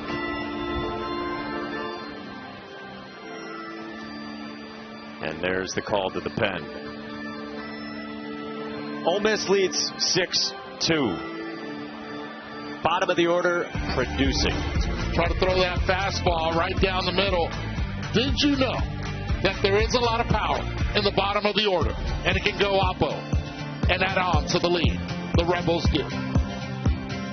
7, 8, 9 making a difference for Ole Miss. A rocket from Austin Foley in the 2nd, And then the big flies from 8 and 9. It's just not the ability of being able to get on base. It's the ability to slug as well. Driving in 4 runs, they have done it. The exit velocities already 4 of them over 100 miles per hour. And right field seems to be their friend. So to the bullpen. And Smith was in. T comes after us. Noah Thigpen follows now. Yeah, Noah Thigpen making his 24th appearance of the year. He's got 5 starts under his belt, 54 1/3. He struck out 51. Opponents hitting 282 off the right-hander. Thigpen, pretty big arm here. It's a low to mid-90s fastball. He'll tick up a little bit higher than that from time to time. Slider, curveball, and a changeup to go with it. And it's time for Troy to draw a line in the sand right now. They're going to have a chance of getting back in this game, and they're quite capable from an offensive standpoint because their offense has been really, really good as of late. They've got to figure out a way to slow this Ole Miss offense down. Noah Thigpen on for Judd Utermark. Righty on righty. And nobody out, bottom 4. Well done. 96 down to start from Thigpen. But a very nice freshman season last year. The number is not quite as good this year.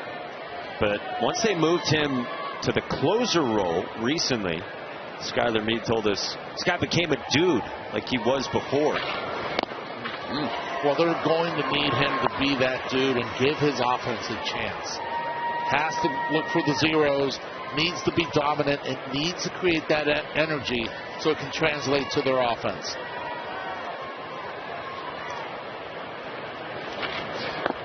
Back-to-back changeups, too. So first fastball, 96 miles an hour. That's going to be a big adjustment for Ole Miss right there. There's your same-sided changeups, Eduardo. There you go.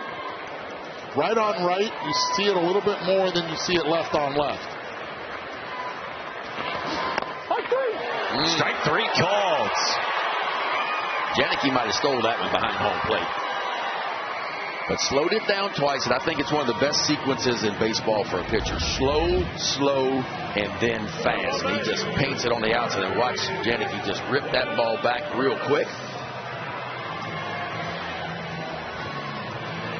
That was pain. And that's what they've seen from Noah Thigpen since they made the move. Skylar Meade told us we tried starting him, didn't work. Tried middle relief, didn't work. Tried using him when we were losing in games, that wasn't working. But it clicked for Noah Thigpen at the back of the bullpen. Now they really could use length out of him here. They could use some length and some zeros, and that's what they need. Because it feels like this Troy offense has got something in the tank for Ole Miss. That's a strike. 0-2 on Will Furnace in the 3 spot. Well, he's been hitting every corner so far in the last 4 pitches he's thrown. Furnace has bounced into 2 and walked so far today.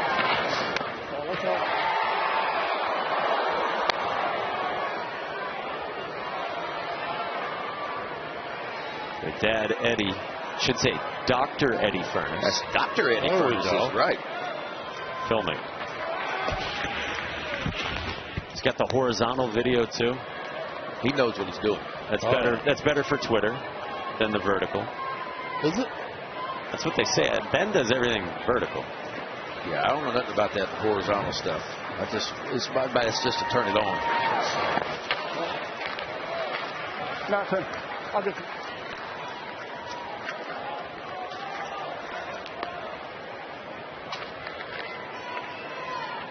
He played in 3 straight Men's College World Series with the Fighting Tigers from 96 to 98. Eddie Furnace was a terror for pitchers, I'm going to tell you. Still holds many NCAA records. Not LSU records, but NCAA records. That's 95 with a run and back-to-back Ks for Noah Thigpen. Good start for Noah Thigpen, too. He's showing us a really good fastball, throwing it where he wants to throw it, high velocity, and a good changeup behind it. How about elevating this fastball with the 2-2 count? It looks good. You think it's going to come down, and it continues to just keep its plane.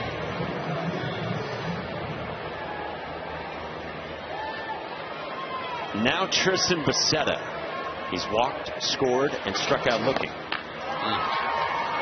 We're talking about Becerra's swing earlier. The guy he really looks up to and pores over the video of is Barry Bonds. That'd be a pretty good guy to watch hit.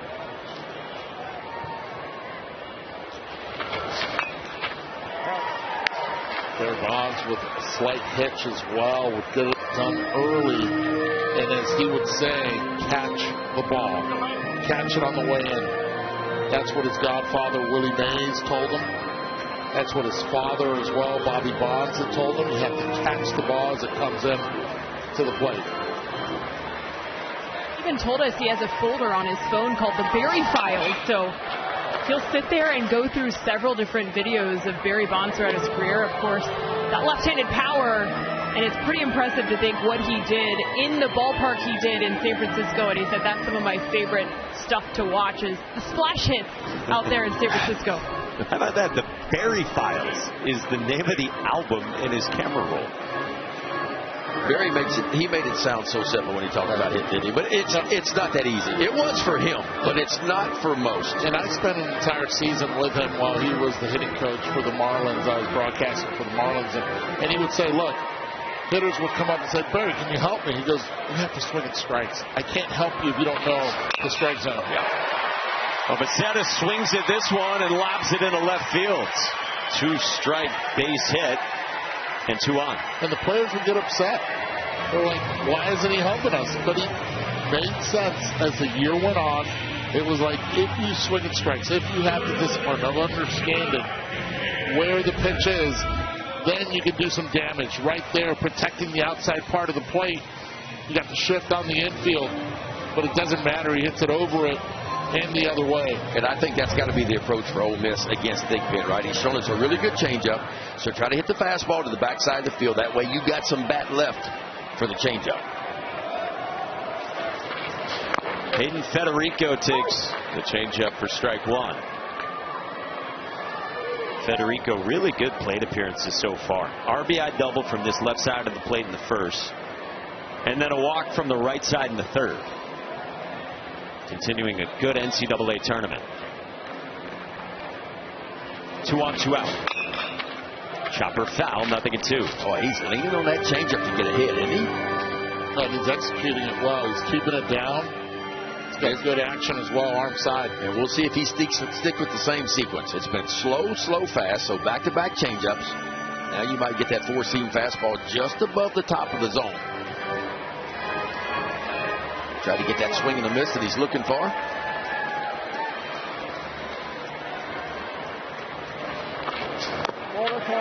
Oh, good shot. I love it. Well executed, trying to get the chase. Federico disciplined and not falling into the trap. You got 2 choices now. You throw the changeup out of the same window, down and away, or elevate the fastball. Either one. Tried the changeup. Now do you go up, or do you need slow before you go up? Well, now he's back to 2-2. So he got 0-2. So now you want to make it happen on a 2-2 count. I never wanted to get in a predictable count, and sometimes 3-2 counts can be a little bit predictable. So this is the pitch, whatever you want, and you feel most confident in throwing a quality pitch. This is one you lean on. If it's fastball away, that's fine, or the changeup, either one. How cool would it be if he goes fastball hard in right here in the zone? He'll get a lockup is what he'll get. Because everything's pretty much been away. Fouled away. He tried. That's the hittable pitch because it's fastball down. The bat hitter can catch up to that. Yeah. And that's a pretty good swing at it right there. So that tells me that now if I got a good changeup and I trust it, I throw it in the exact same spot and have it dive well below the zone.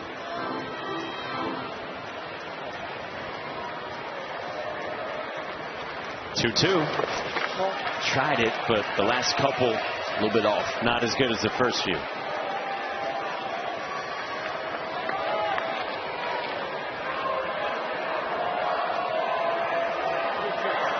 So 3 balls and 2 strikes with 2 on and 2 out, and Ole Miss already up by 4. And runners will be moving here. Ball gets in the gap. You could see Becerra score all the way from first base here. 3-2. On the ground, into the shift. It's the shortstop, Piasecki, to end the inning. And Noah Thigpen steps up in a big way. He leaves 2, and we are through 4. Welcome back to the NCAA Men's College World Series, presented by Capital One. On day 3, this is the first elimination game. Winner stays alive and plays Tuesday afternoon against either North Carolina or West Virginia, and the loser's season comes to a close. Ole Miss has had Hunter Elliott on the bump through 4. 2 runs, 3 hits for Troy. And then Ole Miss has home runs from its 8 and 9 hitters.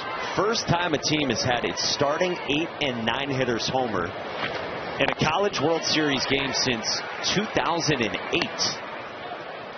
Fresno State did it against Georgia.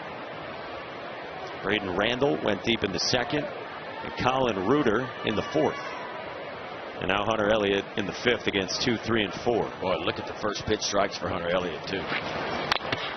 Josh Pine lines one into center field. A base hit. Just reaches out. And the first man is on for Troy.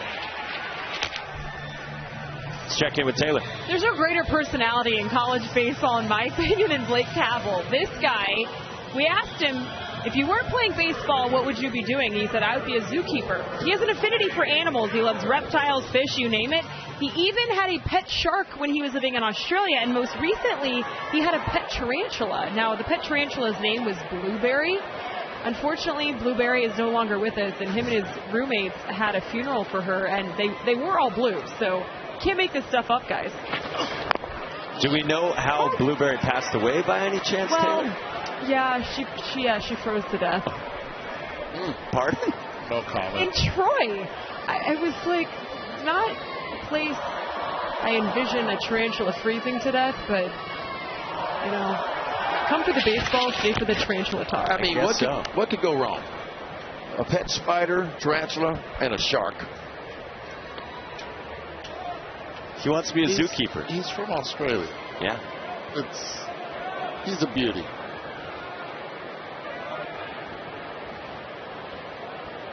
Oh, 1 to the most interesting man in Omaha currently, Blake Cavell, who was telling us his best sport was rugby.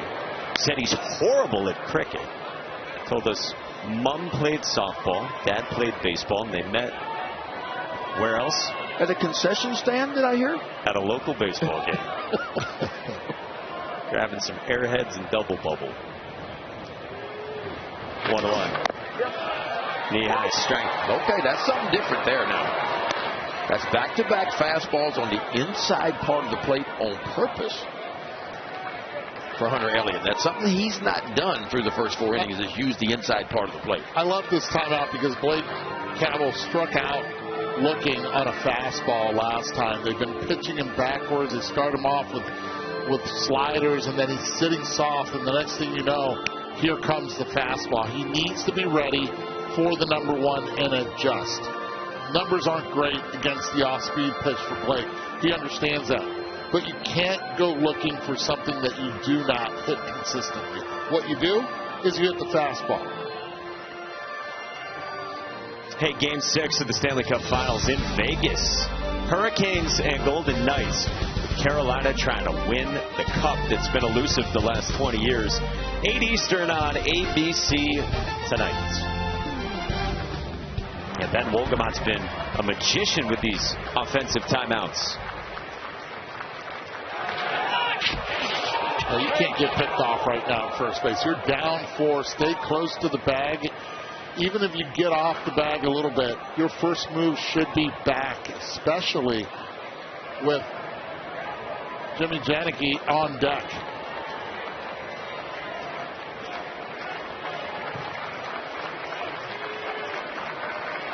Elliott's 1-2. Wow. Cavell strikes out. Now that's why using the inside part of the plate is so important right there. That's a perfect example. There's no secrets in the game of baseball. It's been around for more than 100 years. But 2 fastballs up and in to speed the bat up to get to this pitch right here. And that's just pitching right there. That's how you do it. And that's why I always talk about using the inside part of the plate. It is so important because it sets up the off-speed pitches behind it. And so now Jimmy Janicki bats with 1 out and just 1 on. He has struck out and walked so far against Elliott. Ball 1 up high. a guy that loves his changeup a lot. 1-0 count. Usually the lefties here throw that changeup for a strike. And you have to look up in the zone here on a 1-0 count. Huge foul off the end of the bat. It's his go-to pitch. It's the most non-threatening pitch he's going to release out front. Trusting and understanding that it's been there for him for many years.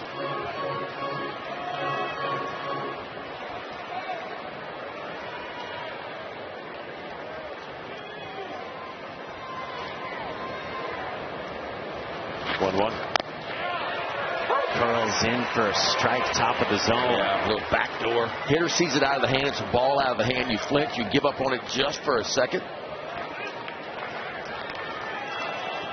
Now you got to look up in the zone and be ready just in case he tries to elevate that fastball.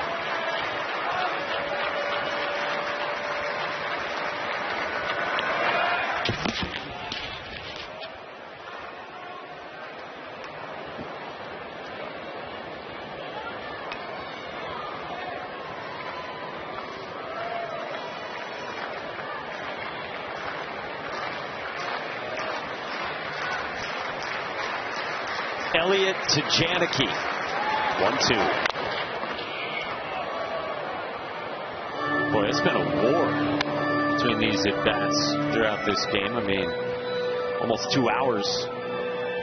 And there's one down top of the fifth. Two teams trying to save their seasons.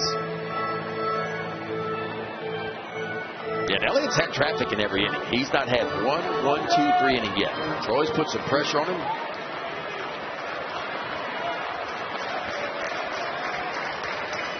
1-2 again. Janicki lays off.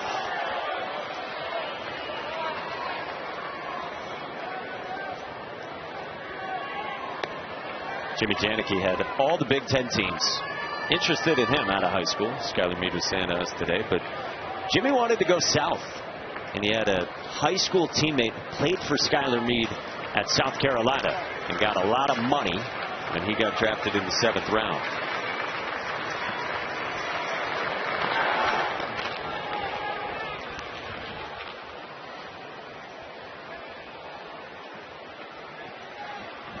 Been 2 very good seasons on the whole for Jimmy Janicki at Troy. And this sophomore season has launched him into superstardom. 2-2. Janicki squares one up into center field. He wins the battle against Hunter Elliott. He scorched that 109 miles an hour. Tried to sneak that fastball right by him. Janicki showing why he is one of the best bats in NCAA baseball, and right there, right back up the middle. Not trying to do too much, trying to just keep the line moving and protecting the zone with 2 strikes. He is so quiet at home plate, too. He just kind of picks up that front foot, sets it down, gets himself in a hitting position early, and then just, see how he just picks it up and sets it down, nice and balanced. If you cover the top part of his body, the legs look like a vintage Pujols swing. 2 on Steve Meyer. Just how wide they are? Just the length, how wide they are, just putting the heel up and putting it right back down. The bottom half works beautifully. I love how he gets himself. Watch his hit position. Just picks it up. He really doesn't even pick it up. Just kind of pivots. Yeah, get a little that's momentum. Pujols right there. Yep. Oh, by the way, number 5 added to it. But it's the bottom half is what makes him a special hitter. You can put the hands wherever you want. The bottom half keeps him active in the zone. This is why you're such a good analyst, okay, Eduardo, because he actually told me he watches video of Pujols. So when they made the mechanical adjustment back in the fall, he was the guy that they referenced. Look at how wide his stance is, because he went to a no stride back in the fall. That's really helped him lift the ball in the air. He said it was too many ground balls a year ago. He had a ground ball rate about 52%, and slug, of course, is in the air. So that adjustment has really helped him. I don't care what anyone says, Eduardo. Taylor said it. You're a good analyst. That's right. If she said Taylor says it, it must be true. Might have a chance in this business. Thanks, Taylor. Yeah. Just bring me into contract negotiations next time. Don't worry. That's what I'm talking about. 2 on, 1 out after the visit from Joel Mangrum. 1-0 to Steve Meyer. By the way, Steve Meyer has kind of done the Jimmy, as Skylar Meade called it. He's doing the same things with his hands that Jimmy Janicki went to in the fall. And you know who has his hands out there? Matt Olson for the Atlanta Braves. That's kind of like a heat check by you as a good analyst. Just a case, yeah. But you mentioned something really interesting, Ben, is left on left, the last 2 hitters, he's gone fastballs in. Yes, he's changed what he's doing, and now he's done it twice more again, and so you got to think that good slider, if he trusting it, down and away, trying to get that swing and a miss right here. 1-2. Swing and a miss. That is filthy from Hunter Elliott. I'm telling you, he's pitching different all of a sudden. I don't know what happened in the 5th inning. Maybe there was a meeting in the dugout and said, hey, we got to start using the inside part of the plate a little bit more. We talked about it early for him to have success. And again, back-to-back fastballs up and in, slider away for the strikeout. I'm telling you, it's a recipe for success if you trust it. So now it's up to Drew Nelson, the native of Troy, Alabama. I mean, this is quintessential Hunter Elliott. He left 1 in the 1st. He left 2 in the 2nd. He left 1 in the 3rd. 2 more in the 4th. Trying to leave a pair in the 5th. Nelson so far flyouts to left and to right. 1-0. Inside 2-0. Now, this is going to be an interesting pick right now. 2-0. What pitch do you go with? You go with the slider, try to use Nelson's aggressiveness against him, but you do have the potential time run on deck. Need to be able to get a strike. 2-0. Nelson cuts through a 2-0 breaking ball. Yeah. Look, he understands that Nelson's last take right there was a good one and did not open up with the hips. Trying to cheat, uses aggressiveness against him. We talked about Hunter Elliott, his ability in big moments to elevate his game. He's done it so far today. Troy is 0 for 5 with 4 strikeouts with runners in scoring position. 2-1. Look at him. Oh, man. As a hitter right now, you're thinking, okay, he's going to throw another one. Then he throws the fastball. You have no idea what to look for. You know what's coming now. He's gotten 2 strikeouts this inning on sliders down and away to the left-handed hitters. So take? No. You want to take it, but it's going to be hard to lay off of it. There it is. That was a ball out of the hand. If he gets that ball a little bit more elevated and drifts it off the outside edge, maybe he gets that swing and a miss. For years, we grew up watching Joe Morgan on ESPN tell John Miller, whatever he threw 2-0, he's coming back with it 3-2. 2-0, he went to the slider. Will he go back to that slider? With Pine and Janicki aboard. Hunter Elliott's 3-2 is down. Nelson walks, and Troy has him loaded.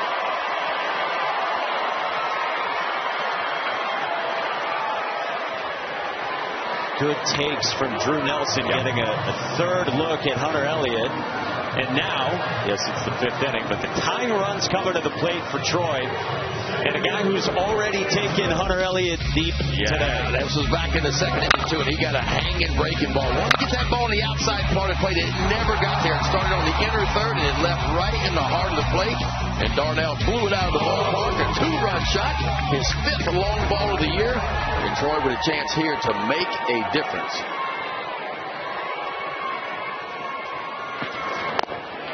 Sean Darnell didn't have any.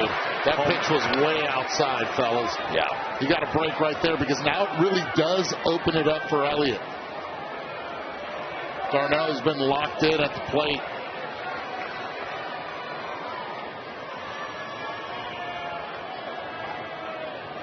The 0-1. That's a strike 2. Austin Foley is one of the best pitch framers in the sport. Foley is doing it back there. He stole both of those pitches to get Hunter Elliott 0-2 here with 2 out and the bases loaded. Oh, man, fellas.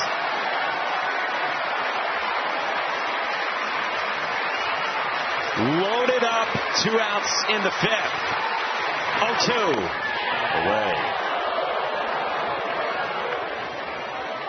I thought the second one was borderline. I thought the first one for sure was off. Both were off.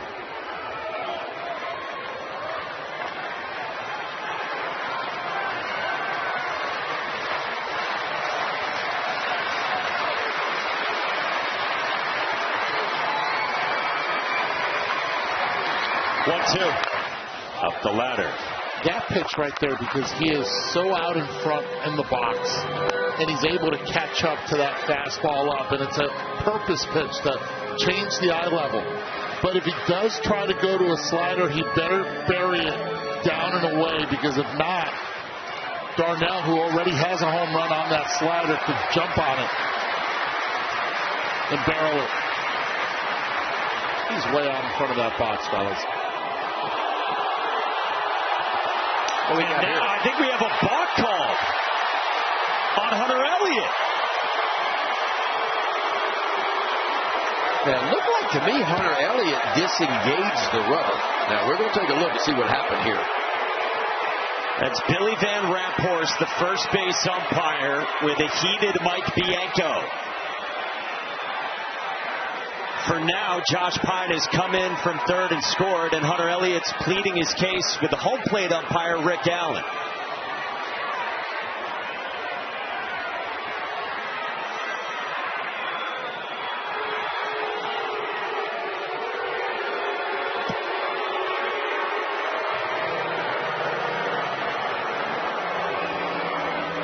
Now, Hunter Elliott's been putting his hand up with the ball in it, trying to hear the pitch comm system.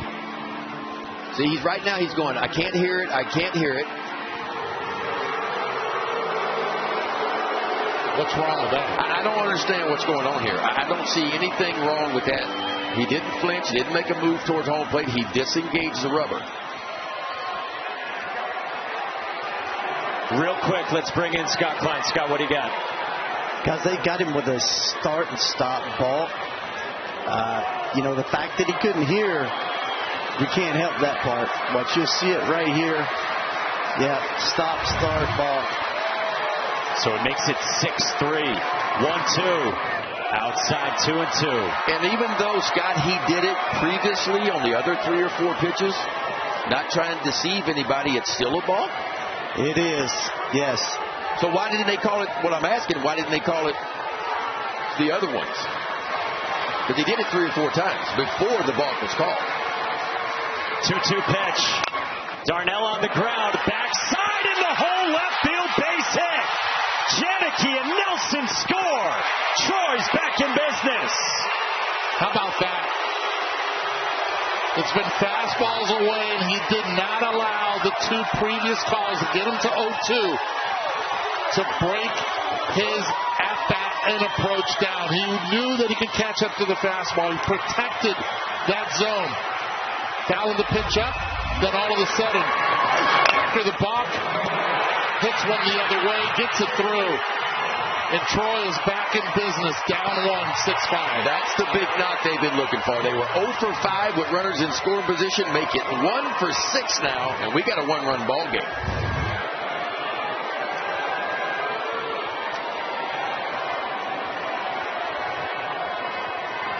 Jay Boroff bats, and he pulls it into left field, base hit. Troy is not done yet with a long way to go. Yeah. Well, we talked about this offense. This offense for Troy had been red hot in the NCAA tournament. They were only averaging 6.9 runs per game, but then something clicked with this offense. And they're averaging nearly 11 runs per game in the NCAA tournament. Guys, 3rd time around the order, Troy has made the adjustment. And I think that might be it. 3 more 2-out hits today for Troy. And Mike Bianco trudges to the mound to meet Hunter Elliott. And you wonder if the balk call actually just took Hunter Elliott completely out of focus and his game when it comes to pitch location. And he very well could have. But I also think Troy saw enough pitches, and they were really dialed into what Hunter Elliott was doing, and finally they broke through. A national champion here 4 years ago as a freshman who helped pitch Ole Miss to the only national title in program history. His start today as a fifth-year senior comes to a stunning end. And Hunter Elliott hands the baseball to J.P. Robertson in what could be his last outing in an Ole Miss uniform. What a turn of events here in this elimination game in the fifth inning at the Men's College World Series. Win or go home for both Troy and Ole Miss, who is up by 4 and is now up by just 1. Hunter Elliott out. J.P. Robertson in, the redshirt sophomore from Madison, Mississippi. J.P. Robertson making his 22nd appearance of the year, man. He can strike you out. 35 2/3, 48 strikeouts. Walks can get in the way occasionally. 21 walks. Opponents hitting 246 off the right-hander Robertson, and it is a big arm, too. Fastball is going to average 96. He'll show you 97, 98 from time to time. A little slider, curveball, and a changeup to go with it. More sliders and fastballs.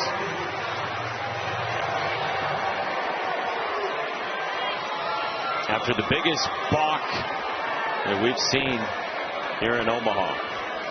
Houston Markham's in the 9-hole, 2 on 2 out, and there is the slider. Houston was all in on the number 1. Markham has struck out and singled in 2 trips.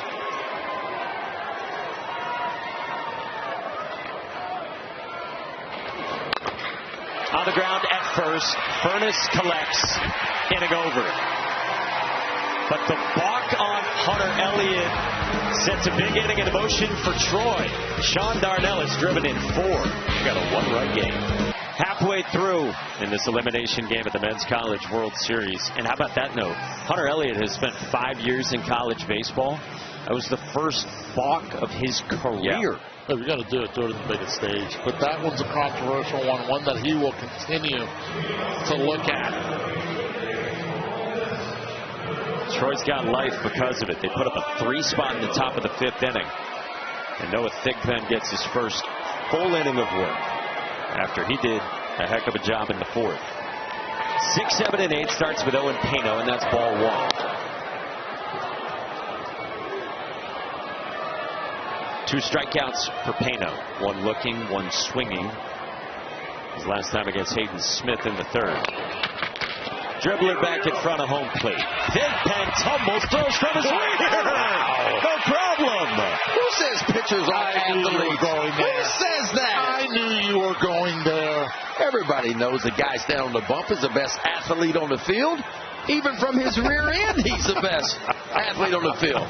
Boy, the feet just get right out from underneath him, but that big right arm, man, a little bounce over to first place, well done. That's a great play without panicking whatsoever. Keeping it down low as well, giving his first baseman an opportunity to make the play.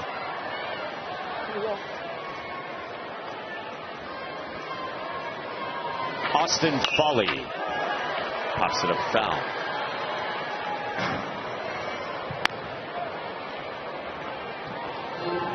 Foley singled and scored in the 2nd, then he popped to 2nd in the 3rd.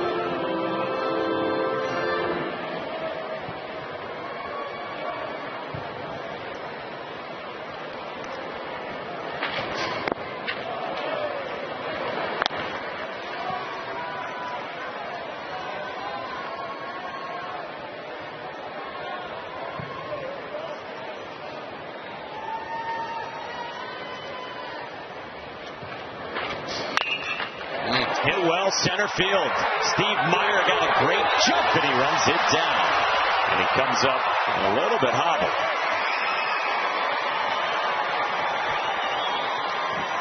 Well, let's revisit the balk on Hunter Elliott. And before we get to Scott Klein,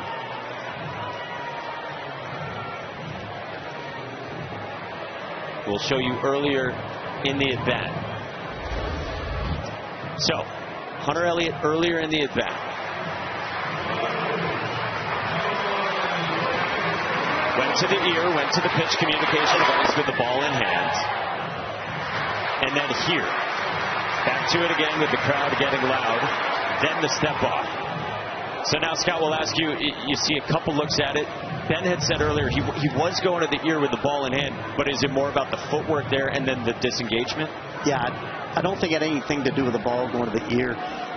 It's total judgment umpire. He felt he started to bring his hands together, and then he stopped and then stepped off. And it's complete judgment on the umpire's part. So in general, those calls are pretty tough to make, pretty 50-50? It's tough, yes. Wouldn't have minded passing on it, but the umpire felt like he needed to call it. Well, Braden Randall goes first pitch swinging, served into left, and Drew Nelson runs it down. So Troy gets 3, and then Noah Thigpen authors quick work bottom of the 5th on a half dozen pitches. Yeah, Ryan Lynch, we saw him. Big-time arm, big sinker slider guy. Carroll was really good again for North Carolina. It just feels like West Virginia, man. They're for real. They are for real. I see this as a low-scoring event tonight. All right. Even if the wind's still blowing out? It's going to be different. Shadows will play the first 3 innings. A little bit cooler weather tonight as well. I like the pitching. Top of the order for Troy, starting with Aaron Piasecki. A different win today than the first 2 days here at the Men's College World Series.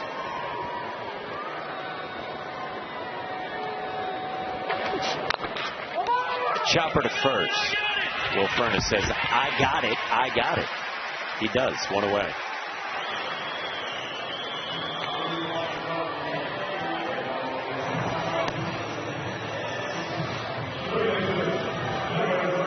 Josh Pine now. And it was Josh Pine's first time on base last inning, and he was the one that got this thing started for them. They're going to need his bat. They want to continue on to play another day. He has to continue to do exactly what he did. Get on base and create havoc.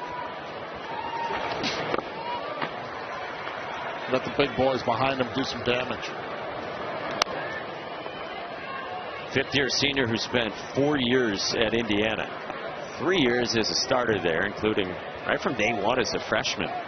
When Josh Pine was a freshman All-American pretty much everywhere. Then last year he only played 4 games due to injury. Hits this in the air to left center field.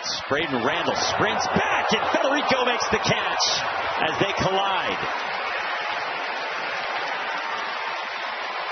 Boy, that's a great play. That's a great play, Ben. And look, in the outfield here, because there are more people around them than there are when you have to have that communication. He's calling it. You see he's calling it right there, but you have to, when you're playing the corners, listen to the center fielder. If you hear him, then bail out. Last minute he does, and I'm just grateful that both guys are able to get up. Ball hitting the gap. You can see the left fielder, Randall, calling the ball, but you're right. Federico, the center fielder. Anytime the center fielder calls it, he is the captain, not just of the outfield. He is the captain of the entire field. 2 down, Blake Cabell. Now to 7 from J.P. Robertson. Cabell 0 for 3 in the 3 spot. 2 Ks and a pop to short.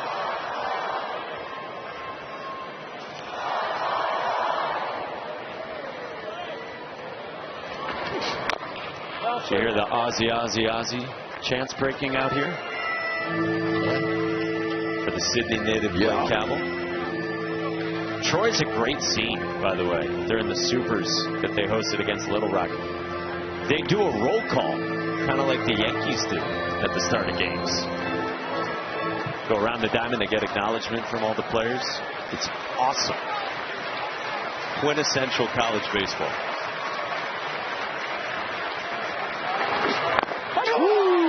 Cabell strikes out looking on 97, just dotted. Come on now. I like me some high velocity too, but I like it on the edge as well. And J.P. Robertson, the big fella, says, you know what? My best against yours, 0-2. How about this four-seam fastball? And he paints it perfectly on the outside edge. Folks, we got a ball game for you. Ole Miss up by 1. One-run game, bottom 6. Ole Miss up by 1 on Troy for the right to stay alive at the Men's College World Series, which for now has all 8 teams still in it. Noah Thigpen's done exactly what Troy hoped he would do. He's come in the ball game and he's drawn a line in the sand. He's got 2 innings of shutout baseball, and he's given his offense a chance to climb back in this thing, and they have. He's retired 6 of the 7 that he's faced. A couple strikeouts, a couple groundouts, and then 2 flyouts to end the bottom of the 5th. Colin Reuter in the 9th spot homered his last time. And he's down 1-2 against Thigpen. Well, they're pounding him in. They do not want him to get those arms extended. Last time he did, gave them 4-run lead with an opposite field home run.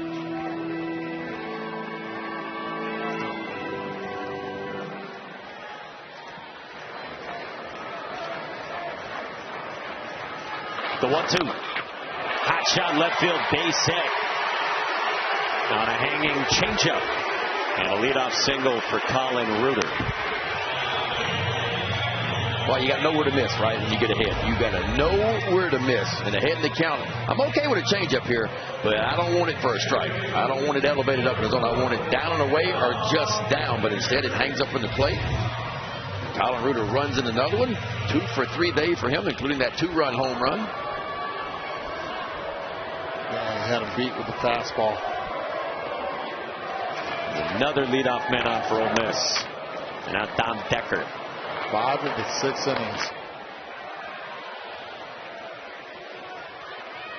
Had the leadoff runner on.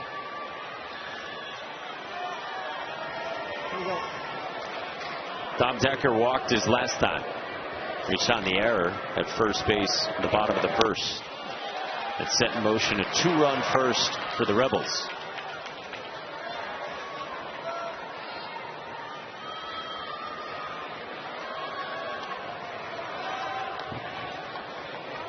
Dom Decker from Sellersburg, Indiana. Pops this one up in foul ground near the Ole Miss dugout. Josh Pine makes the play, coming back toward the field. That's when, Ben, that's when I used to yell, panic. Help. No, you right there. No, don't help, panic. All the teammates I played with throughout the years, they knew. Do not let Eduardo near this. Yeah, 2 things going on there. 1, he's fighting the sun. 2, those balls always spin back towards the field of play. In the wind. And the wind's pushing it. So if it's high enough, don't be in a hurry to get to it, because it's coming back. Would you really yell the word panic? 100%. Just like the glasses he's wearing. Absolutely. I feel like 2 syllables kind of takes a while to get out of the mouth. Oh, as soon as contact was made and it was hit up, panic. But after a while, they knew. Oh, right? Everybody around you knew if it was a fly ball, let's get to the ball just in case. We can at least get around it. Let me tell you something. When I would have a new shortstop or catcher, I would say, hi, my name's Eduardo. Nice to meet you. If I yell panic, it's yours. I'm serious. I'm abdicating myself from responsibilities here. And they knew if I yelled don't panic. I have. 0-2 on Judd Utermark. 1-2 from Noah Thigpen. Well, Noah Thigpen's grunt. I mean, it's max effort every time. His teammates will tell you. They say all of a sudden, in his new role, he started throwing 97. Line foul. Thigpen was a weekend starter to begin the season. Troy opened the year with today's starter, Tommy Egan, on Friday. They had Noah Thigpen on Saturday. And then they had the guy we saw in Game 1, who's been the Friday guy. They had Benjamin Stubbs to start the season on Sundays.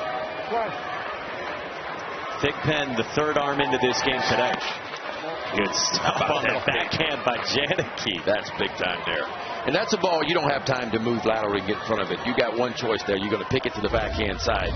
And Janicki, man, you can't do it any better than this. See how far that miss is right there? And that's a beautiful pick right there. We got two catchers in this ball game that can flat out do it behind home plate. Oh, talk about elevation and making that fastball work. To the hitter. It appears, you'll go back to the dugout and say, man, that ball was rising. Obviously, we know it's not. But the spin on it right there looks so big up in the zone. And you're like, why did it not come down? The velocity, the spin makes it appear one way. You get a guy with a high spin rate heater that's got some vertical hop to it. You got to try to get to the top of the baseball.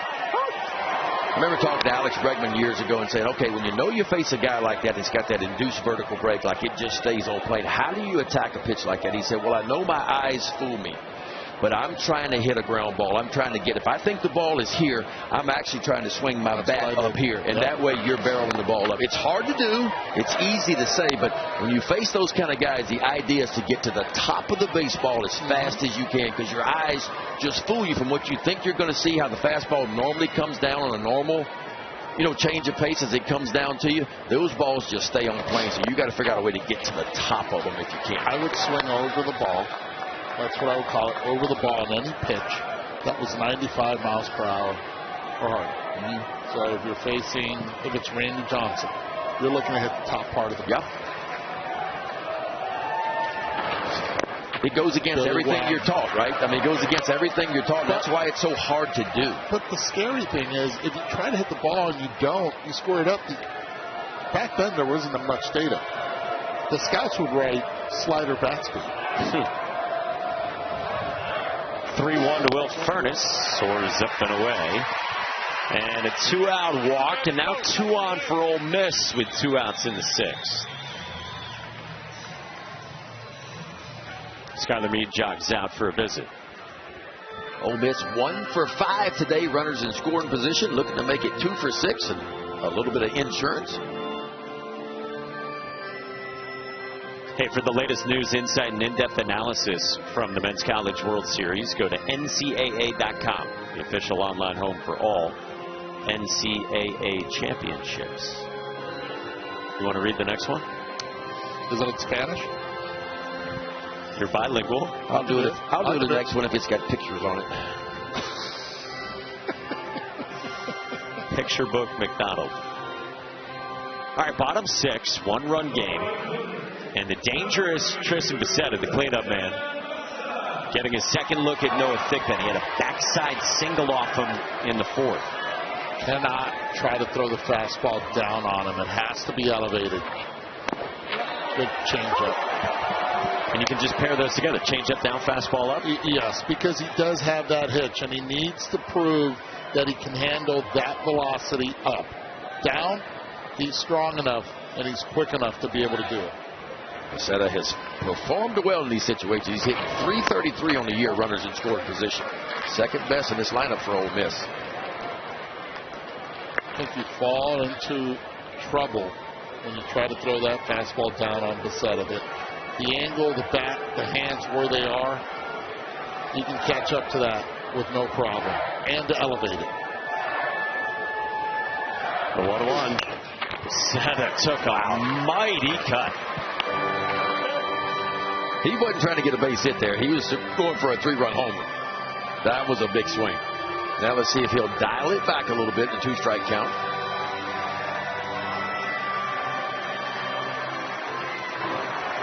Power on power here. 2 on, 2 out, 6th inning. 1-2. Bissetta rolls it at first. Calvin's got it. Inning over. Noah Thigpen's been huge in relief for Troy, and we are through 6. Welcome back to Omaha. Before the beginning of the season, Troy head coach Skylar Meade made everyone on his team read the story of the Trojan horse, which is in Greek mythology, and it's basically about when the Greeks finally overtook the city of Troy. Now, what he wanted them to get from that is that you always have to be prepared for battle. So he bought this shield to represent that. Everywhere the team goes, they carry this shield with them, and on it you can see different T stickers. So what that is that after every win, the player of the game signs a sticker and then slaps it on that to mean basically they're always prepared for battle. So this is in the dugout, and then the player who got it the previous game also carries it into the stadium. So today was Tommy Egan, and maybe they're going to have another one, and they'll have a chance to get another sticker on this one, guys. We'll have to see. They'll have to do it in comeback fashion. Jimmy Janicki leads off in the 7th. They call that logo the Power T. The Troy logo. They've got 38 wins this season against 31 losses. One of the last 4 teams into the tournament. Janicki rips one down the line. Tie game.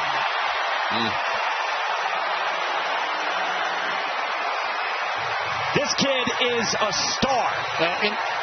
Very similar to the first home run here in Omaha 2 days ago.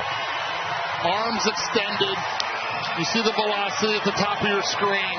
The distance far enough to tie this ball game with one swing. Well, breaking news. If you hang a breaking ball to Jimmy Janicki, it's going to go a long way. And that one got out like right now. 21st long ball of the year, his 87th RBI, and we are all new again.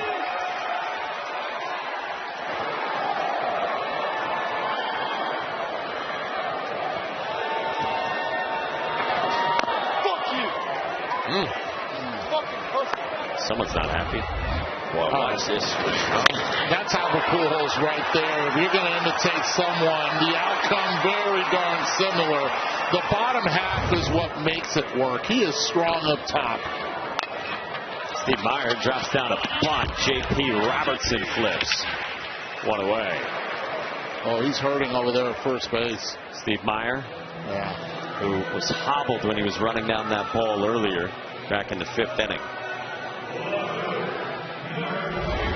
Well, Jimmy Janicki unloading to a similar spot again. Good. This ball got out of here in a hurry. I'm telling you, it was almost a line drive. In a hurry.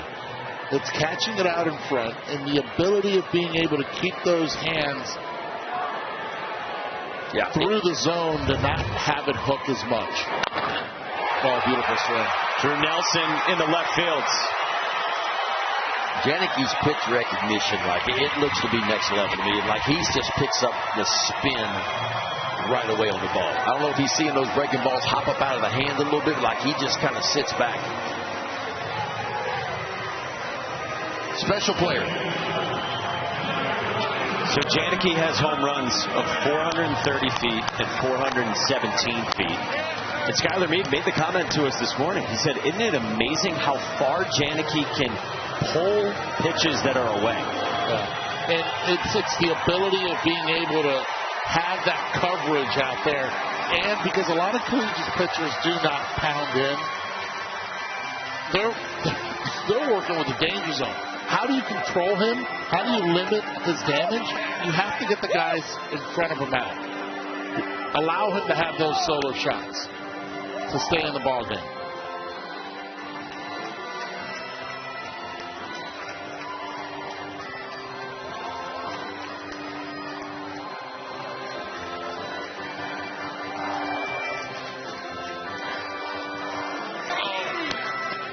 Jimmy Janicki has been eating.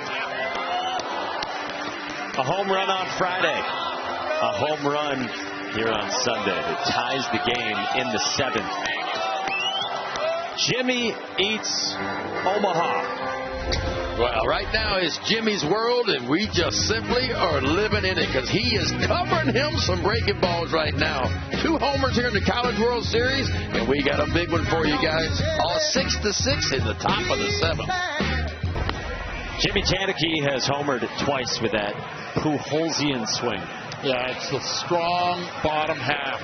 The base is there, staying through the zone, and not worry too much about the inside part, and being able to stay on the breaking stuff. He's proven it already a couple times here in this series, and the last at-bat was an impressive one with 2 strikes. This time, he ties the ball game with 1 strike.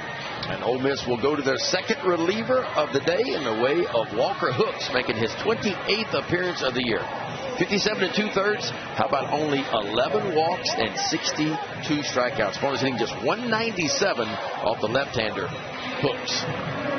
It was first team all SEC, and according to D1 Baseball, Walker Hooks is one of the 10 best relievers in the country. Out of Brandon, Mississippi. Fastball, slider, heavy. That fastball's a low 90s type fastball. Every now and then he'll give you a 4 and a 5. Left on left with Sean Darnell, who has driven in 4 out of the 7 spot for Troy. 2-run home run in the second, hit by a pitch in the fourth. 2-run single in the fifth after the balk on Hunter Elliott.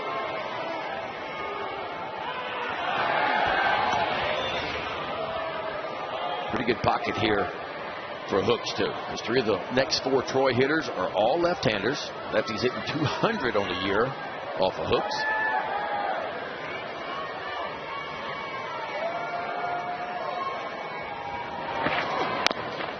Up and away to Darnell. Hooks came on Friday against North Carolina in the bottom of the 7th. He had a 2-1 lead. There were 2 on, nobody out. He took over for Calhoun. This one comes up and in and nearly hit Darnell, who's apparently angry it didn't hit him.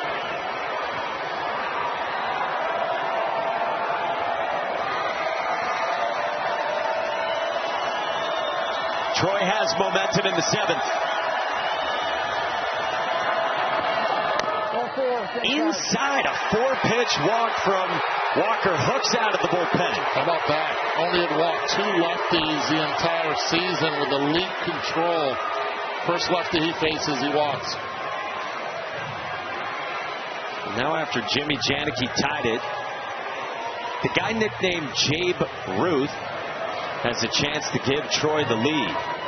The most outstanding player of the Gainesville Regional, who has been on a home run tear the last few weeks, who's only played in half of Troy's games this season, now sports the best nickname and one of the hottest bats in the country. How about 19 RBIs for Boroff in the NCAA tournament? That's more than any other player, and he's hitting in the 8 hole.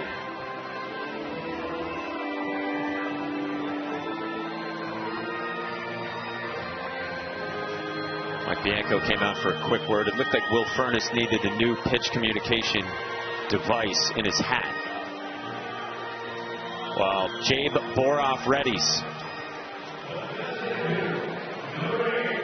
Jabe Boroff didn't have a chance to get into the lineup, in his own words. But 2 injuries to the top 2 catchers for Troy, plus another previous injury to the 3rd catcher, opened the door for this guy a month ago. Started the year in the opening day lineup but struggled. Yep. That's the pitch right there, the changeup. It's been elite for him all season long.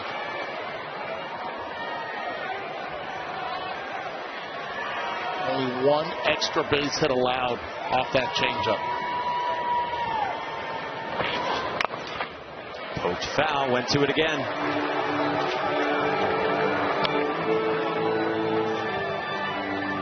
Slow, slow, fast. Here we go. Elevated heater. Top of the zone. Slow, even slower down out of the zone, down and away. To then go hard in. Nothing in the strike zone, though. 0-2. Boroff pulls it down the line. That is fair into the corner. Nelson scores. Darnell gets the windmill. Troy leads in Omaha.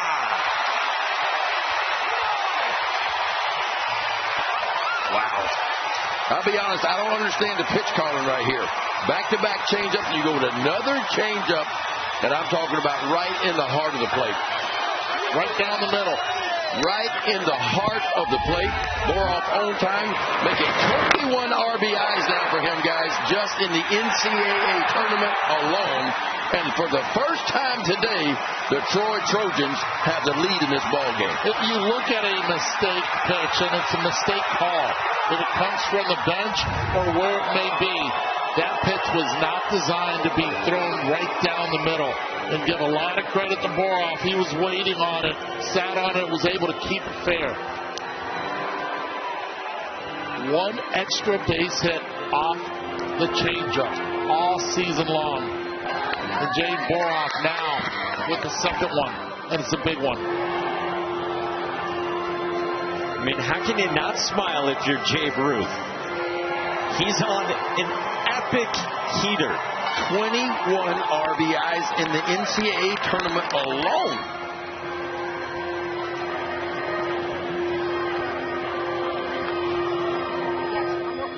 With his mom Jessica watching, the kid from Pike Road, Alabama, continues to crush on the biggest stage in this sport.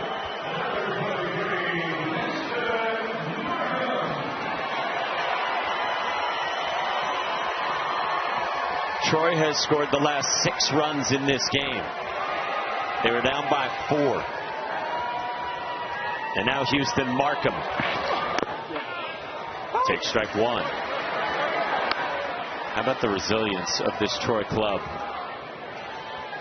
Battle tested all season long. Well, you knew when they lost game 1 in that Gainesville Regional, and they came all the way back to win 4 in a row. There was no quitting this team. This is rolled into center. Jay Boroff scores. It's 9-6. Trojans. We talk so much about the bottom half of the lineup of Ole Miss being able to produce. Well, Troy's no slouch themselves. They have produced as well. From the bottom half of the lineup, you have Boroff, and now Houston Markham joining the party as well. I mean, you some big-time damage at the bottom, and that's just nice and easy. Just taking a breaking ball, working down and away from him, and just finds the barrel. Boroff scores from second base. 7 of the 9 runs driven in have come from 7, 8, 9 for Troy. Darnell, Boroff, and Markham. Now the leadoff man, Aaron Piasecki at short. Payno, and now the turn from Dom Decker. Not going to get him.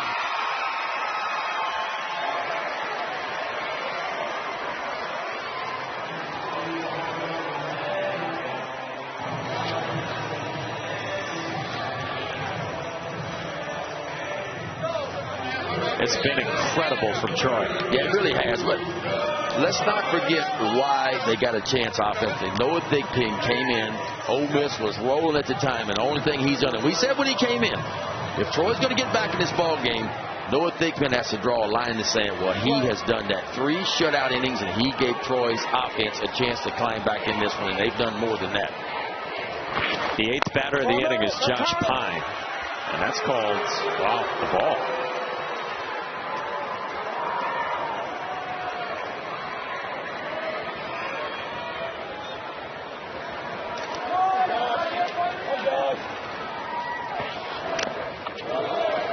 Ball and a strike on Josh Pine.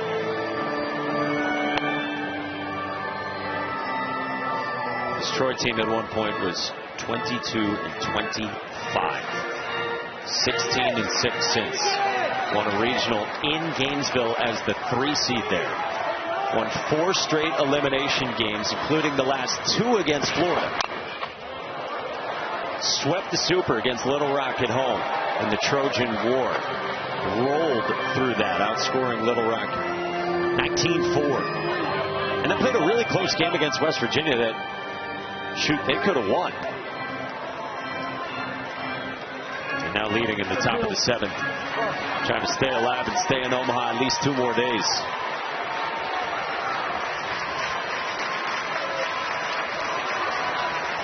One-two.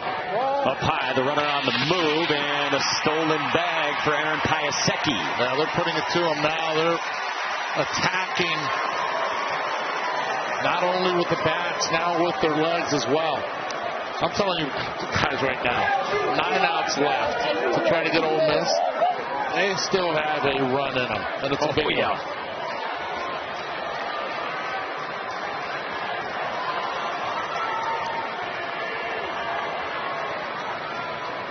2-2. Up and away. Full count from Hooks.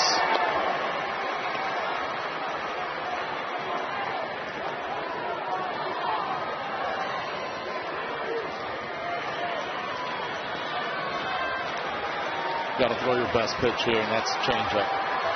2-2. Runner goes. Pine pops a foul. Went with the fastball, 93. Middle. Yeah, Pine has struggled a bit off the off speed, and he went right down the middle with it.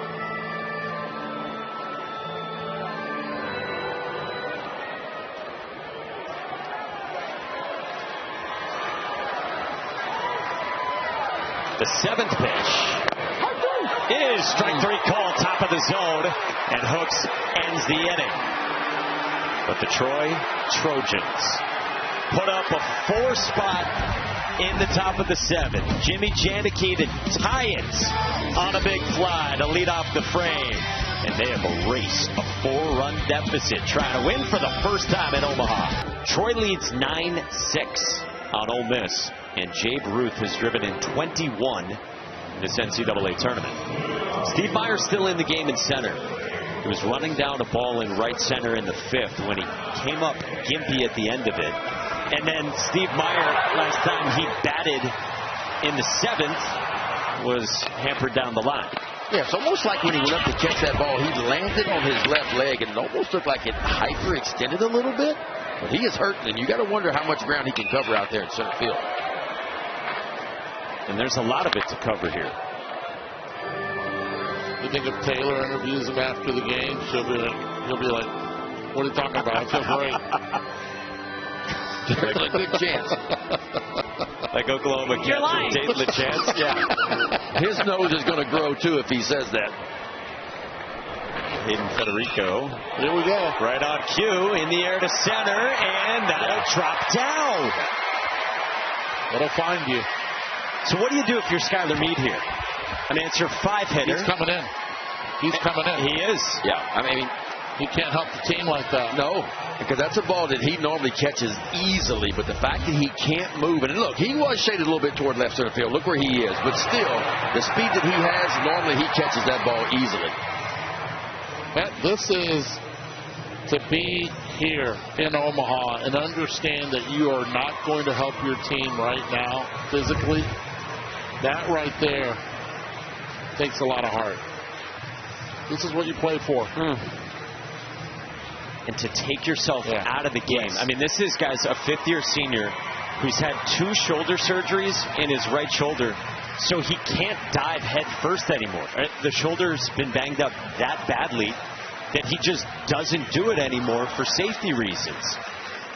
He's their all-time leader in hit by pitches in 2 seasons in program history. So the type of gritty kid that he is has to be completely hampered by that leg injury to come out of the game. Zayed Diaz takes over in left, and that bumps Drew Nelson from left to center. And Owen Payno bats against Noah Thigpen. Zayed Diaz going out to left field. It's a tough field right now to be in. Sun, anything hit in the air, could have some issues with as well.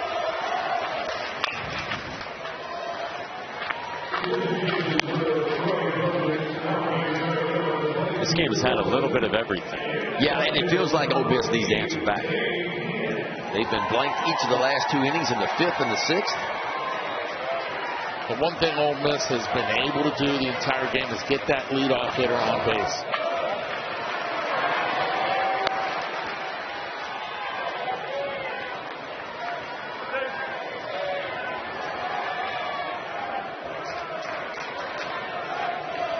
Noah Thigpen's been excellent since he came on in the 4th.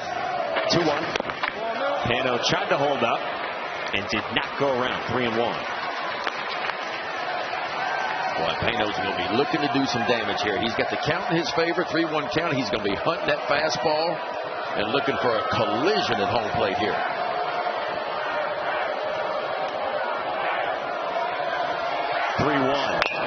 Pano on the ground. Diving step. Hayaseki to first. Nobody's at third. Smart move. Always said it. Yates being and playing heads-up baseball right there. When the, base. When the shift is on, it puts the defense out of position on plays like that. You talk about heads up.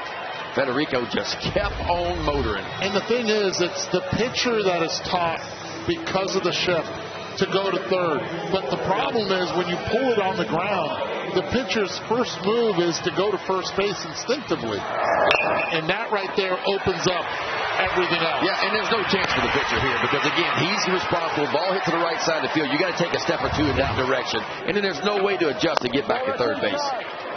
Infield will play back because they're up 3. Well, that's all Federico right there. That's what you call HWA, folks. How to win awareness. That's called high IQ and being a coach's son as well. Austin Foley, the batter. Ball and a strike. And it just feels like now. Runner at third base, only one out. Infield playing back. They're going to concede the run. And Austin Foley's got to find a way. Worst case scenario here is a ground ball to one of the middle infielders that played a run and pull Ole Miss within 2. The 1-1. Popped up foul ground. That'll fade off up at the Detroit dugout.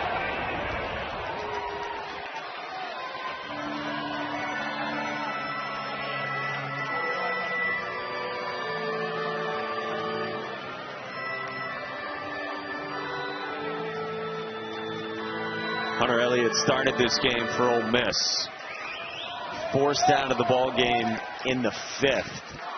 Troy got 3 that inning, 4 in the 7th. 1-2.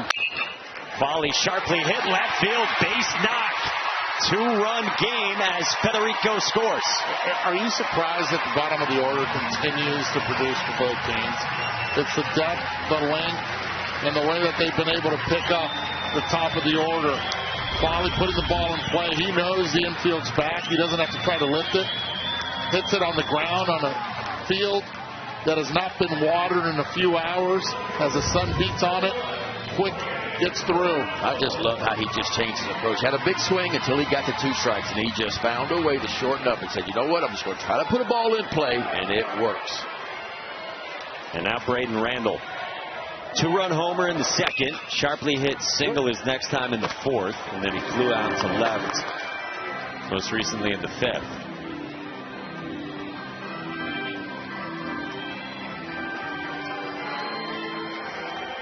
Hayden Federico dumped that ball into center in front of the hobbled Steve Meyer, and then took the extra 90 and now scores.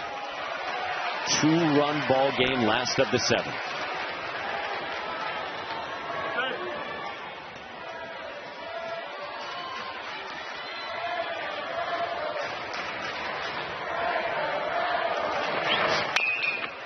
In the air, center field. Drew Nelson's first test in center. Handles it easily for out number 2. Wonder how much Big Ten still has in the tank. It's got me thinking the same way. That's Dylan Alonso, another key piece on this pitching staff for Troy. Yeah, they're taking better swings. They've seen the arsenal. They've seen the changeup already, and the fastball. Start off at 95, has been steady at around 93 now. Colin Reuter rolls this one up the middle. Hayaseki ranges left, throws on the run. Nicely done to end the inning. To the 8th inning, Troy up 2 on Ole Miss. A famous feline, Remington, brought out of retirement for North Carolina, the number 5 team in the country. Yeah, Remington and I, we were hanging out in the elevator the other day. What did I say? Feline? Canine. Canine. The bracket looks like this. North Carolina and West Virginia at 7 o'clock Eastern Time here on ESPN. Maxiell, Ryan Lynch, really good pitching matchup, but hitterish conditions today at the Chuck. to the 8th inning. Walker Hooks back to work. Up to Walker Hooks now. He's got to figure out a way for a 0 and give this Ole Miss an opportunity. They drew within 2 in the last inning as they got 1. There's your left-on-left changeup. Blake Cavell, who has started the day off 0 for 4, just trying to find a way. 0 for 4 with 3 punch-outs. Yeah, trying to find a way to put that ball in play.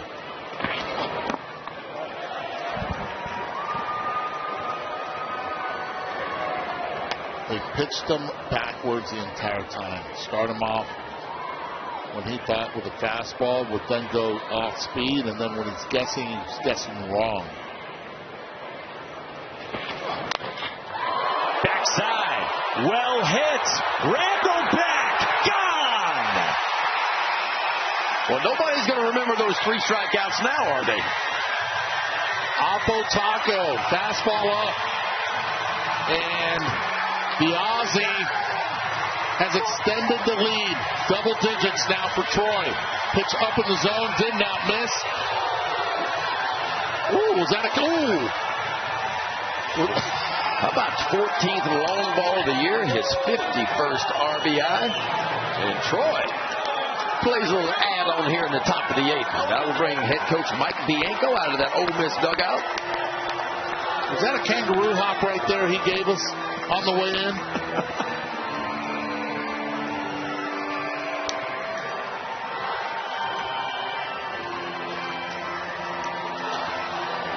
Walker Hooks pitching for the 2nd time this weekend. Gives up the left-on-left home run to Blake Cavell. Yeah, I love how he stayed on this ball right here. Left on left, you got to stay on it, and you got to stay through it with the ball on the outside part of the plate. I love how he let the hands go first, the barrel follows it. Just a beautiful move to the baseball and powers it out toward left center field. Punt the fastball. That's what he's good at. That's what he has to look for. And that's what got him 3 turns around the bases. Oh, man, look at the joy on that face. And the Aussie goes MJ, and then watch out here. Did he hit the gritty? Yeah. He hit the gritty, and then he fell. Not the most graceful. I think the best part about watching all of that was the reaction from the teammates, and everybody could not help but just die laughing at just the shenanigans from Cavell. I mean, we talked about his personality, and I think you saw it on full display throughout the entire dugout after that home run. And he chases Walker Hooks from this game. Will Libbert comes on now for Ole Miss as we welcome you upstairs here in Omaha. Ben, Eduardo, Mike with you, Scott Klein with us as well, and Taylor down on the field. Guys, what's impressed you the most about this Troy team with its resilience here? I think that's the word, the resiliency, and the way that they've made the adjustments. The approach has changed. They moved up in the plate, and they were able to, the second time around, play their game and put the pressure on Ole Miss. And I'm going to go to Noah Thigpen, their reliever. He came in when Ole Miss was putting a lot of runs on the scoreboard. He figured out a way. He's going 4 innings now. He's only allowed 1 run, and he's allowed that Trojan offense to climb right back in this ball game, too. Well, it was a big 7th inning that started with their superstar leading off. Jimmy Janicki, the Sun Belt Player of the Year, projected top 10 pick next year. He went deep. Yeah, it starts with your best player. He got the party started. He set the tone, and then all the base hits would follow after that. Nelson with a base hit. Darnell walks. Boroff with a 2 RBI double for him. 21 RBIs in the NCAA tournament. And Markham with an RBI single as well. And fast forward, Gavel here in the 8th inning, a solo shot of his own. This Troy team, folks, and we talked about how hot their offense was. You talked about the resiliency, yes, but they found a way to grab a different gear. They're averaging right at 11 runs per game in the NCAA tournament. Look at that, only the 3rd game in College World Series history in Omaha, in this ballpark, with at least 5 home runs as Will Libbert takes over the Missouri transfer. Will Libbert making his 17th appearance of the year. He's got 8 starts under his belt, 47 innings, 51 strikeouts. Opponents hitting .301 off the left-hander, Libbert. Jimmy Janicki. How impressive has this kid been? Man. The foundation is what's impressed me the most. even on his takes, you rarely see him off balance.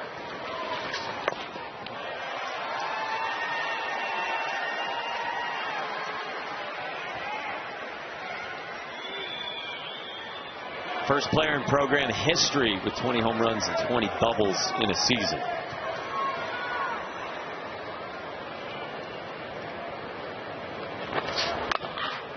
Hot shot right at the third baseman, Judd Utermark.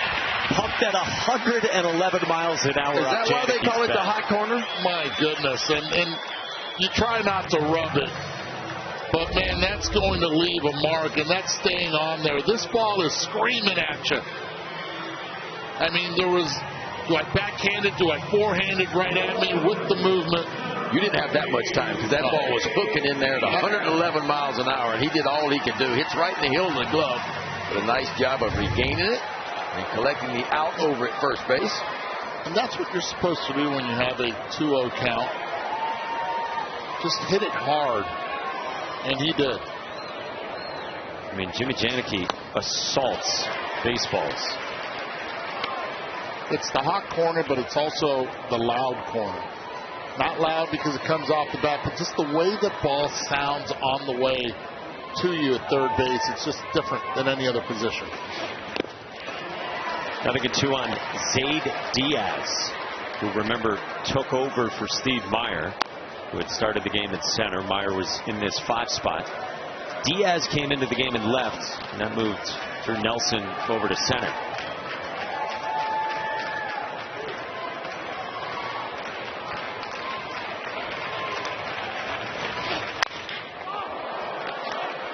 In the air toward left. Federico the call and the catch for out number 2.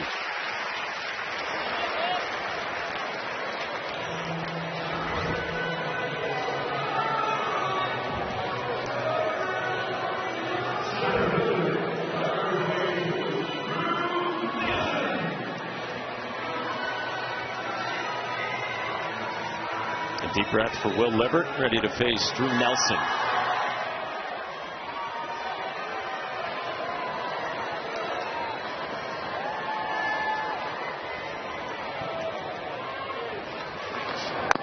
Drew Nelson, first team Sun Belt this year, who was more of a pitcher his whole life. But Skylar Mead and the staff thought that Nelson would be a better pitcher if he hit. So they were trying to find a way to get him into the lineup too. His left arm's banged up, so he's only a hitter now. He's into this game now in center field for left. It's the first time in his career he's ever played center. And he's got to manage the rest of this ball game out there in an elimination game in Omaha.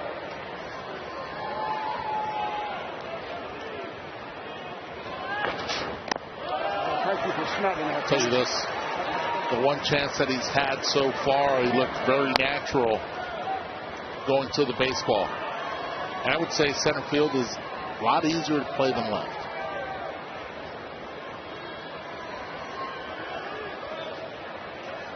With Meyer forced out of this game with the leg issue. Will Libbert's got a good arm and a good breaking ball, too. We've seen 3 or 4 different 97s on the fastball from the left side and a good breaking ball behind it.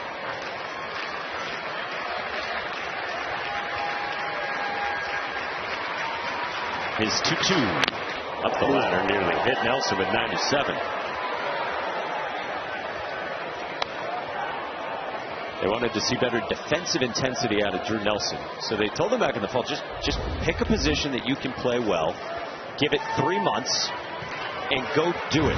He's turned into a pretty good defensive outfielder for him. Guy who robbed a home run in Gainesville. 3-2. And he works a walk. With 2 outs here in the 8th inning.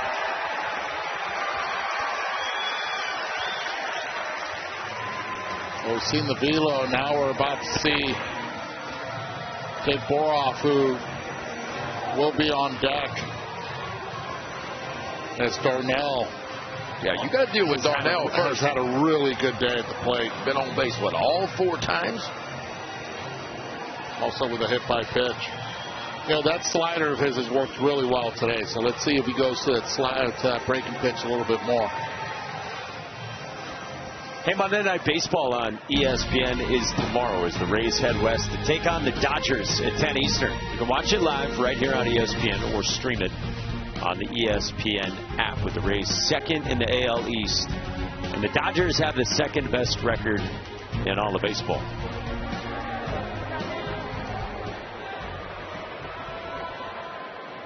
One mound visit remaining for Ole Miss. Darnell already 4 runs driven in this game. Hudson Calhoun back up. He worked on Friday. One of the key pieces in the Ole Miss pen. And left on left indeed for Sean Darnell. Yep. There's that breaking ball.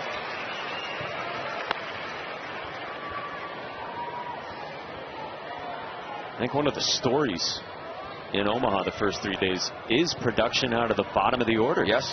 Well, that's what it takes. I mean, we always talk about when you get to the postseason play, and especially if you make it all the way here to Omaha, you have to have guys to start to elevate their game on both sides of the ball. The pitchers have to elevate, the hitters have to elevate, and that's how you make deep runs and wins. And both of these teams, man, have gotten it done at the bottom of the order, and that's what it takes to roll it back to the top to get to your best hitters. Think about West Virginia on Friday, too. Tyrus Hall drove in 4 out of the 9 spot. That's right. North Carolina Friday night, their 8-hitter Colin Heineck pumped a 3-run homer.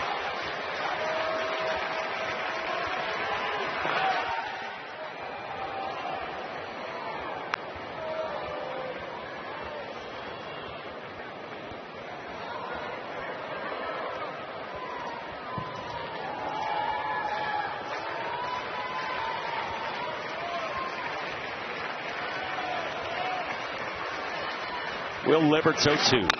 Darnell hits a rocket into right. This kid is cooking. Drew Nelson first to third easily with 2 outs. Yeah, that's an 0-2 swing. All right, and he sees the fastball after having been thrown the breaking pitch and just turns on it as if it were a 2-0 count and not an 0-2 count. Good pitch discipline right there to be able to understand what your swing is like and the balance of it all. This is just grit by these last 2 hitters from Troy. It's lefty on lefty, and the only way you cover a ball like this is you got to hang in there on those lefties. And I think it was on display when Nelson almost got hit with a fastball up and in near his head. He never even flinched and got out of the way. They're committed to owning the batter's box right now is what Troy is. And now Jabe Ruth bats with runners at the corners.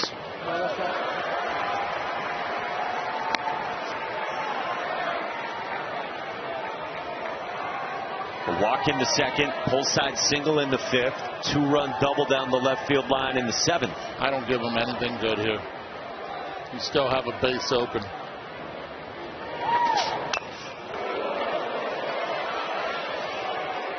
Again, Jay Boroff has 21 RBIs in this NCAA tournament. First player with at least 20 in a single tourney since Adley Rutschman 8 years ago. It's a big name right there. Pitch Boroff has struggled during the season is the breaking ball, but no fastballs for strikes.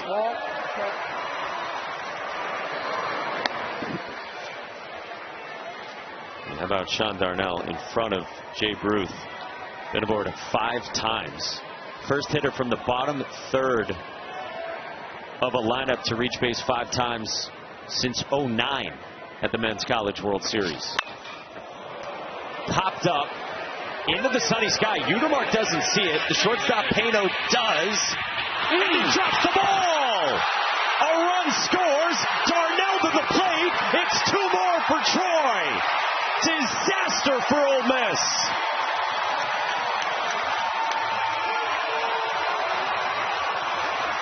Wow. Panic, and you know, Judd Udemark, the third baseman, never saw this ball. He was calling for help the whole time. And he got the help. That's the thing. He got the help. And Pano just runs all the way over. And the ball actually hit right in his glove, man. It hit in his glove, overran it just a shade. Once you start backpedaling right then and there, that ball starts bouncing on you. And it's a matter of being able to try to catch it in the webbing. It hits the heel. And give a lot of credit to the Trojans. They continue to run. Yes, there are 2 outs, but continuing to run ends up scoring not one, but two.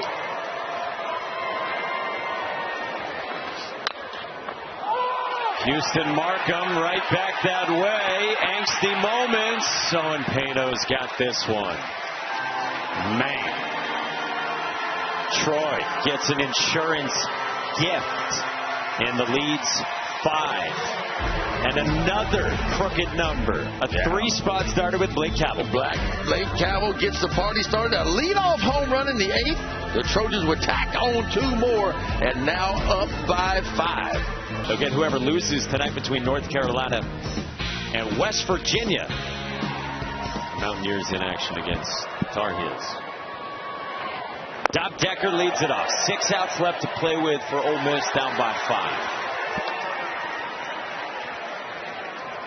Dom Decker is an incredible story. Murray State transfer. He's here 2 years in a row. He has been through so much in his life.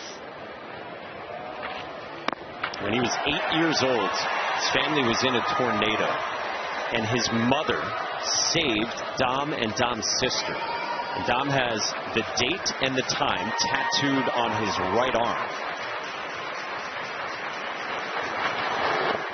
Never lets it far from his heart or his mind. His mother laid on top of them, wrapped them up in a comforter as the whole house fell on top of them.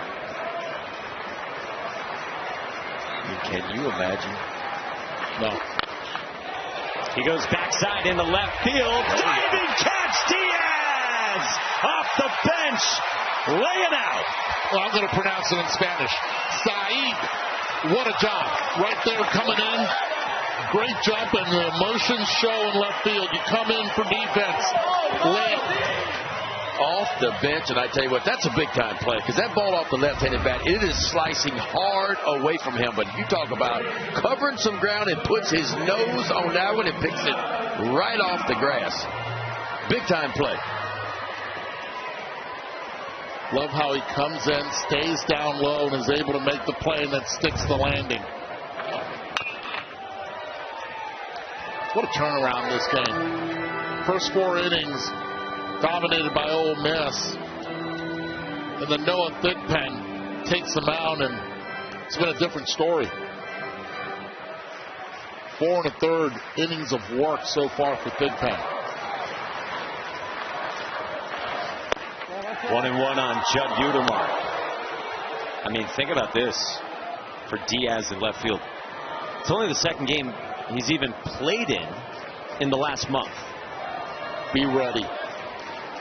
Put the work in. Be ready. 1-2 on Utermark. Judd Utermark hoping this ain't the end for Ole Miss. Program's all-time leading home run hitter. Second team SEC this year with 51 tanks in his career. 2-2. Kid who came back from shoulder issues. Go back to 2023. He's diving into home to win a series against Georgia in Oxford. Breaks his collarbone. And has turned into one of the all-time greats. Off the ladder at 92. And there's 2 down in the 8th. I'm talking about swords up on that one now.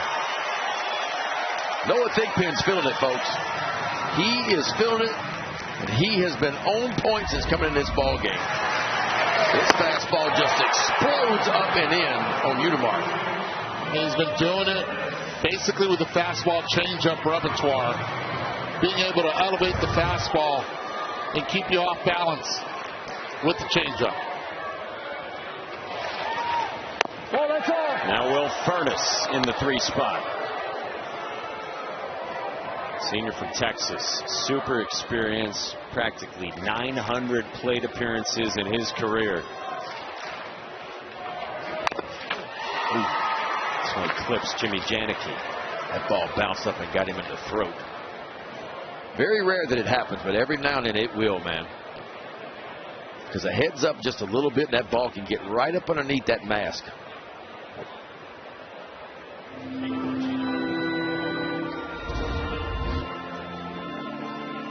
like a little changeup working down the way, and he catches just the top of it. When he does, it misses the glove, and look at it just come up. Ugh. Oh, man.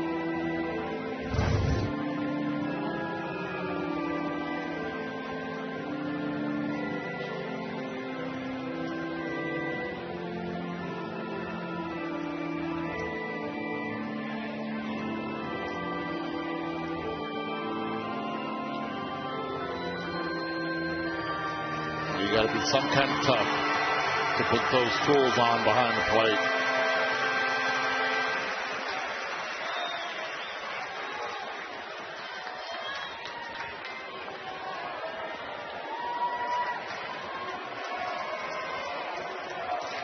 Troy trying to get to the finish line and stick around a couple more days. Janicki ready. A 1-1 to Furness.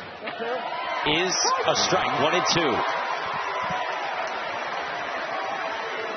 Just back and forth between high velocity fastballs and good changeups.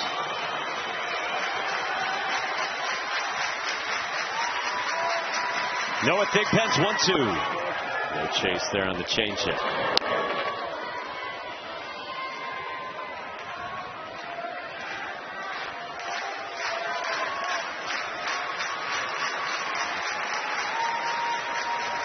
Two.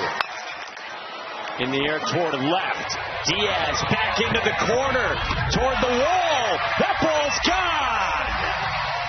Will Furness down the line in left. Life for Ole Miss. Tell you what. Ball's bouncing today. It is jumping. That's a backside homer. Will Furness' 9th long ball of the year. His 57th RBI. Just 93 miles an hour off the bat. Not even considered a hard hit ball, but it works. Sneaks it over that left field wall. That's what you call a home run corner pocket right there. He's got to peck away, cannot give up any more at bats, and he threw that fastball right down the middle. Protecting from the changeup, you let it go a little deep, let it go in the air. This is what this ballpark can't provide if the wind blows. Dad Eddie played here 3 times and won 2 titles. Keeping every moment.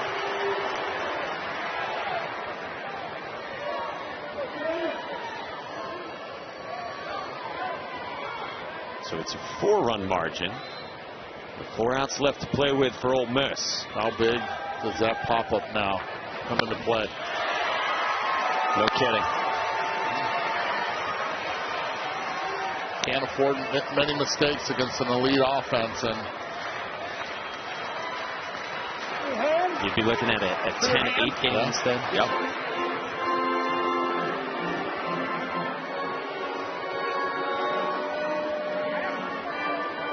Tristan Bissetta got time and now talks things over with Mike Bianco.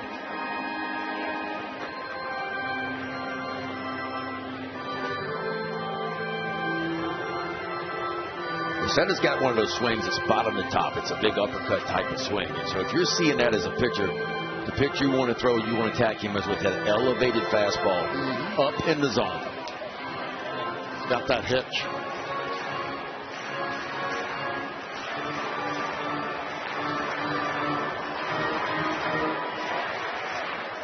Not saying you can't throw him a changeup, but I would not throw it for a strike here.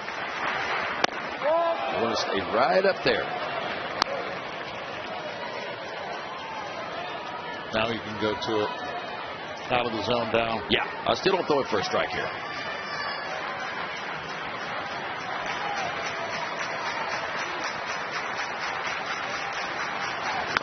Swing and a miss. Noah Thigpen has been nails for Troy. Big time effort by him. 5 strikeouts. He's gone 5 innings now, folks, and given up just 1 run. Troy with a 4-1 lead as we go to the 9th. Troy has had a heck of a comeback. They were down by 4 entering the 5th inning and have ripped off 10 runs the last 4 frames. For a team that already has 4 wins over SEC teams this year, they're trying to eliminate their 2nd SEC team in this tournament after they knocked out Florida with a couple of wins in Gainesville in the regionals. Back to the bullpen for Ole Miss. And Landon Waters, senior right-hander from in-state, with an ERA in the low 3s. Landon Waters making his 24th appearance of the year. Only worked 23 innings so far, 24 strikeouts. Opponents hitting .239 off the right-hander Waters. Fastball's a good one. Low to mid-90 fastball. A little cutter and a slider as well. And in the autopsy of the Ole Miss season, if this ends up being the end for him, 2 games here in Omaha, the bullpen 6 innings, 12 runs, 10 of them earned after the bullpen was very good in the regionals and supers. Yeah, it's been a good bullpen in postseason play. It's been a good bullpen during the regular season as well, but not here in Omaha. Aaron Piasecki, top the Troy lineup, takes strike 1 from Landon Waters. Again, this is a 31-loss Troy team. But again, such a battle-tested schedule throughout the season.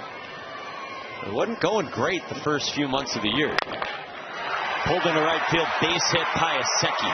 Yeah, Piasecki, their leadoff guy, getting on. And look, those are the games that they learned losing. And what I mean by that is you need games like that to be able to, if you are able to get in, understand what adversity looks like. And in this game of baseball, you need that adversity. And Troy is a team that has been able to respond. They went around and they played some of the best teams in the country. And they got punched a few times. But in the end, it makes you better. It makes you more resilient. And again, it's a team that lost their very first regional game in Gainesville and yet found a way to win 4 in a row, knocking off Florida in back-to-back days to host their super regional. On May 2nd, this team lost a brutal doubleheader to Appalachian State. At that point, they were 22 and 25, and Skylar Meade was irate. He gathered the team together. Players were telling us the other day their coach was ticked. We asked him today, what did you say to the team? He forbid them to look at WarrenNolan.com, which shows you the live RPI. He told the team, you're too distracted. You can't catch a fly ball. I don't want to hear about RPI. He got them to lock back in and just try to focus on playing well and playing hard, first and foremost. Yeah. And that's part of the battle. How do you keep the players focused on the task in hand between the lines and not let them affect the noise outside? Because this is a team at that point, they were not going to get an at-large bid at that time, and they're scrolling their phones looking at the RPI. Yeah. And you hear a lot of distractions sometimes coming from players that potentially could get drafted or not. How do you psychologically get them focused back on the task at hand? 2-1 to Josh Pine, rides up and in.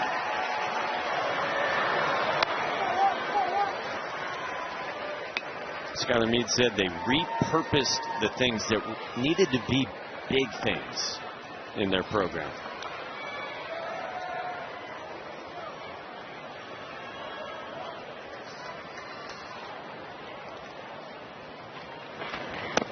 Pine walks on 5 pitches, not close from Waters.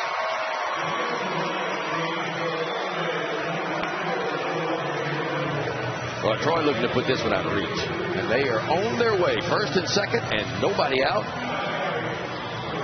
Guess who coming to the plate? Blake Cavell, who did this his last time oppo. This is the lead off the 8th inning. He got a fastball on the outside corner plate. It was elevated just enough, and he just hits a backside bullet. His 14th long ball of the year. It was a little kangaroo hop at the end. Yeah, it was like part that, part gritty, and then an unintentional slip. Let me tell you this, we had to score that. The judges had to score it out of 10. That would have been maybe a 2. Not sticking the landing. That's cold. Yeah, it's real. It's a hard lead.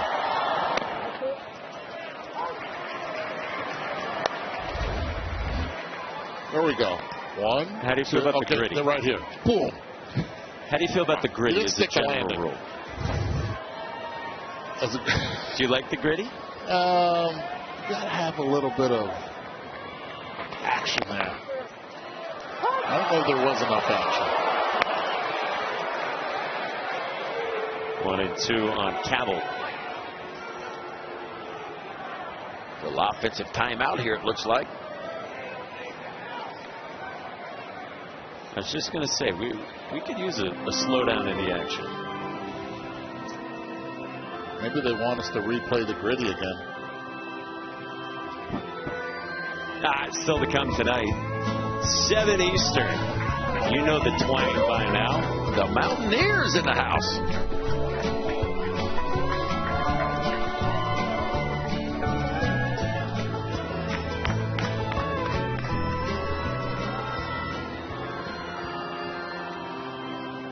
It sounds so good on the ears.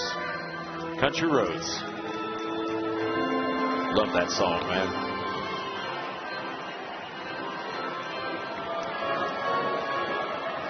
It'll be West Virginia and North Carolina winners bracket. Whoever loses that gets the winner of this one Tuesday afternoon. 1-2 on Cabell. Ooh.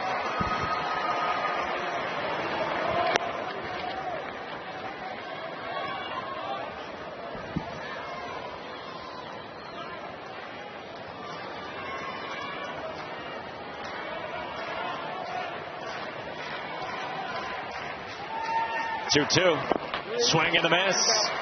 Waters strikes out Cabell for an important first out here in the top of the ninth. Cabell's got to figure out a way.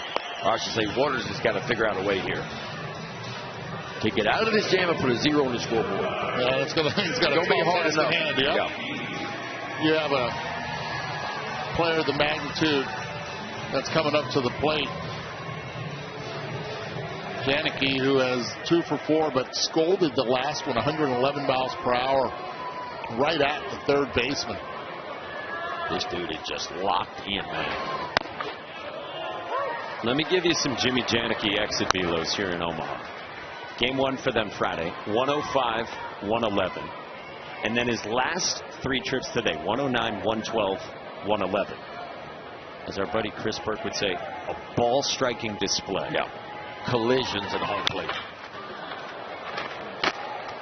We were talking with Skylar Reed the other day.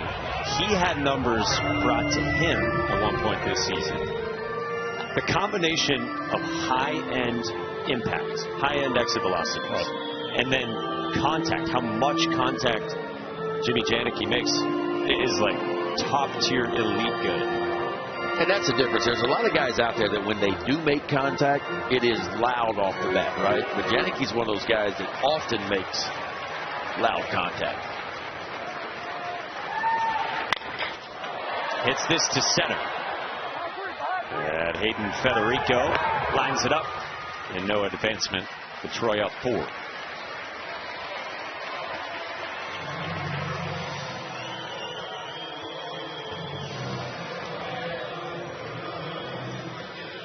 Peeking ahead for Ole Miss, bottom of the ninth. It'll be 5, 6, and 7, starting with Hayden Federico.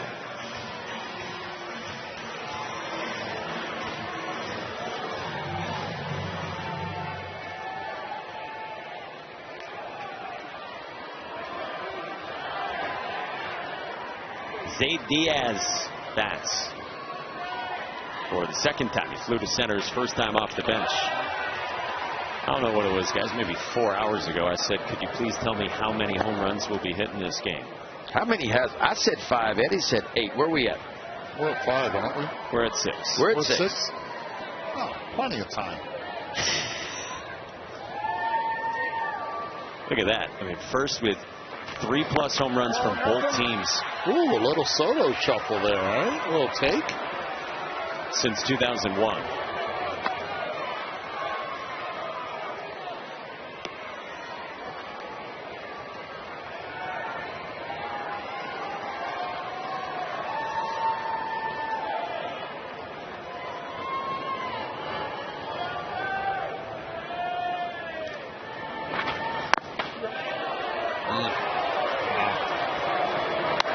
Bottom of the zone. Good pitch right there on 2-0. Yeah, not wanting to give in.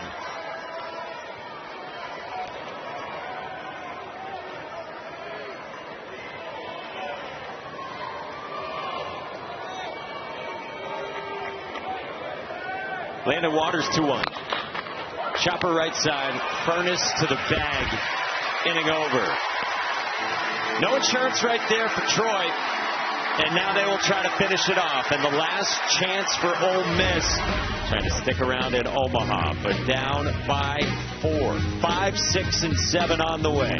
Federico, Pano, and Folly next.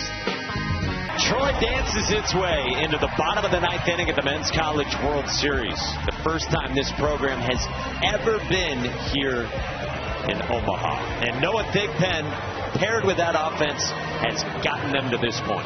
Yeah, that Ole Miss offense was rolling when he entered this ball game. They'd scored 6 runs, and he just kind of drew a line in the sand. He gave that offense a chance to climb back in it, and boy, did they ever do that. Weekend starter to begin the season. He's gone 5 innings. It's been a fastball changeup mix, and it's worked brilliantly as he's been able to locate the fastball up and down the zone. It's his longest outing since February. It's his most pitches since early March. Yeah, you look at that line, he's given up 2 runs, but really just 1 run, because if Meyer would have been healthy out center field, he catches that fly ball out there, but he couldn't get to it. It led to a run. So for me, Thigpen's only given up 1 run. It was Hayden Federico who blooped that ball in front of Meyer in the 7th. 1 and 2, just disgusting with the changeup. It is. It's a wonderful mix of a mid-90s fastball, and he's locating that changeup. That's the key to it. I mean, he's not made many mistakes on it at all. Have you seen any changeup stay up in the zone? No, that's what I'm saying. He has been able to command that changeup down and get those swings and misses he's been looking for. Nice job staying on that by Federico into center to get aboard for Ole Miss. You look at the professional at-bats that we've seen from Ole Miss, and Federico is the one that stands out, both from the left side and the right side of the plate, being able to use the entire field. Now getting on another leadoff hitter for Ole Miss, getting on base. Federico, brilliant on the bases as well, runs with his head up, but great adjustment on this changeup, using those legs, going down and getting it. I love how he just sunk into his legs. Instead of that body going forward, he just sinks down and throws the barrel at it. Now Owen Pano, 0 for 4. 2 strikeouts, 2 groundouts, each of his last 2 trips.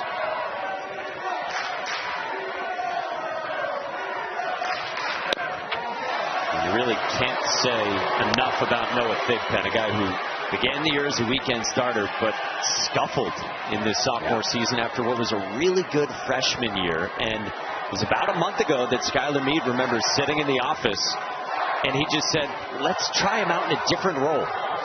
They had tried everything with him. And how much does he have left in the tank? That's the question. 87 pitches now. He's going to go get him. 2-0 count.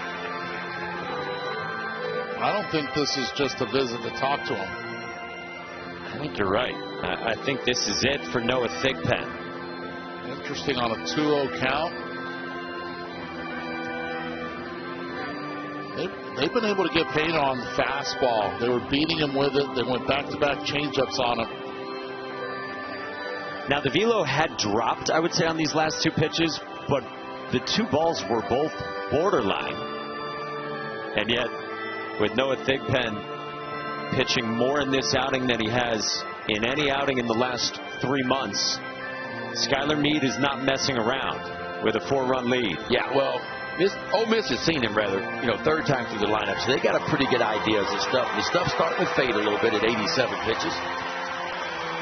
And he's going to go back to Zach Crotchfeld, who went 4 1/3 on Friday, 60 pitches in relief against West Virginia. Oh, we get to say hello to our lefty that comes in, and interesting move right here. Go to the lefty on a 2-0 count. Yeoman's work for Noah Thigpen.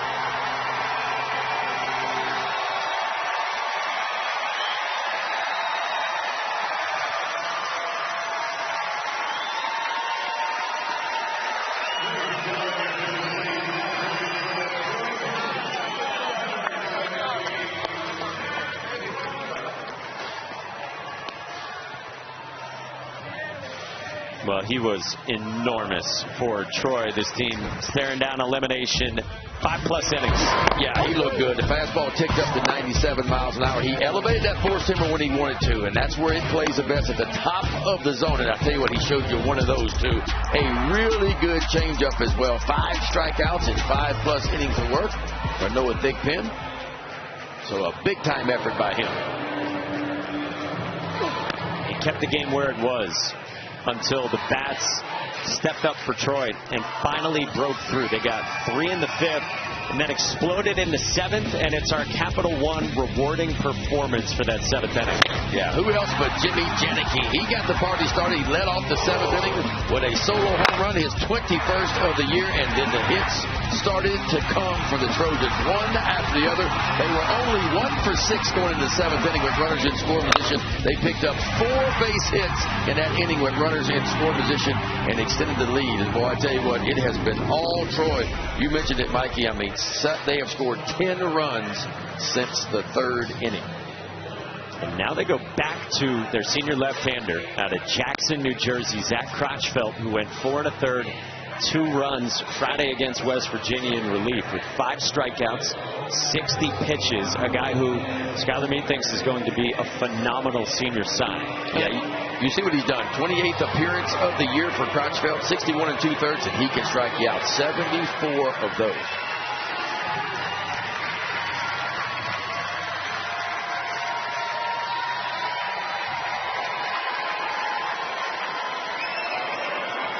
The leadoff man on, and a 2-ball no-strike count on Owen Pano. Crotchfeld enters. He's the best strike thrower on their pitching staff. And he lands strike 1, bottom of the zone. Pretty impressive. Coming in, you're inheriting a 2-0 count. And typically he is heavy on that fastball. He throws it about 69% of the time. And he's the hardest thrower on their staff, too, averaging 93.5.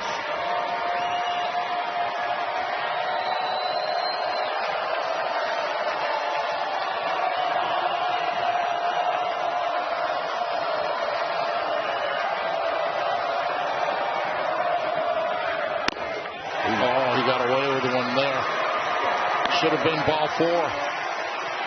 Instead, goes 3-2. You know the fastball's coming. Just a little bit antsy.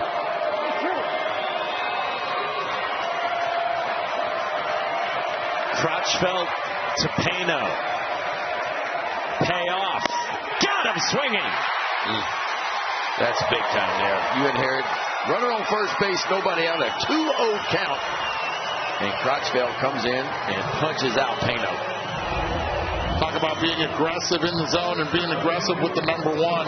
And I think it's an advantage that Crotchfeld pitched 48 hours ago in this ballpark. Yes. You control the nerves. You know what to expect.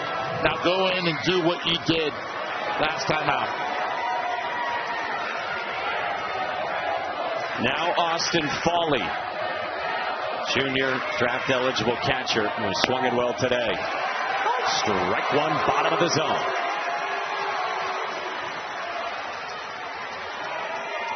Single into second, pop to second, fly out to center. RBI single today for Foley. The 0-1.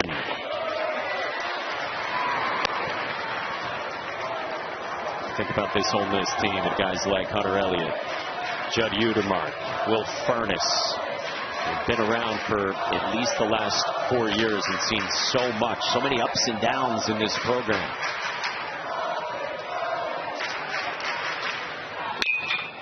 Hit well. Right field by Foley. On the track and caught by Markham. 2 down. You're talking about a lot of people here taking a deep breath, knowing that everything that's been hit in the air has been going out of the ballpark. This one stays in. Markham stays with it. A nice piece of job of hitting. Yet the wind continues to blow, but the ball stays in the ballpark. Wind blowing out, but this is still a pitcher's ballpark. There's no doubt about that. Mike Bianco hoping that ball. He is saying, get up, ball. But it falls just short.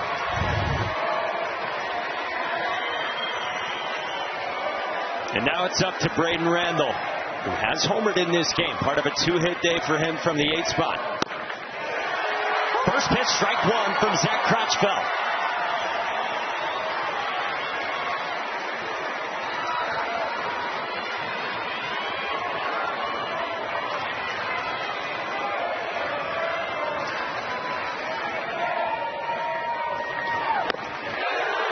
That's a strike, 0-2. Nothing but heaters.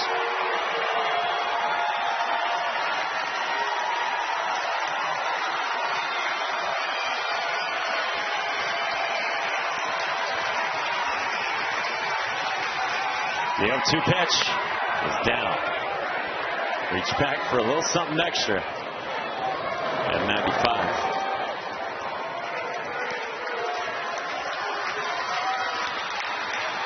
And Troy's first trip ever to the Men's College World Series. Zach Crotchfeld is ready. His 1-2. Up high.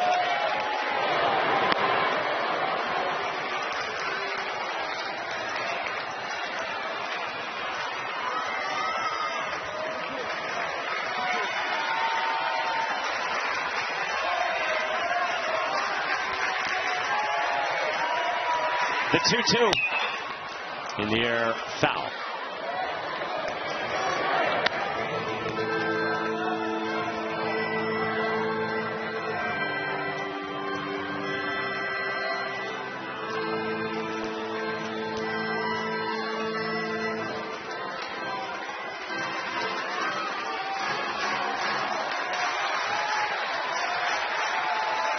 Zach Crotchfeld deals the 2-2.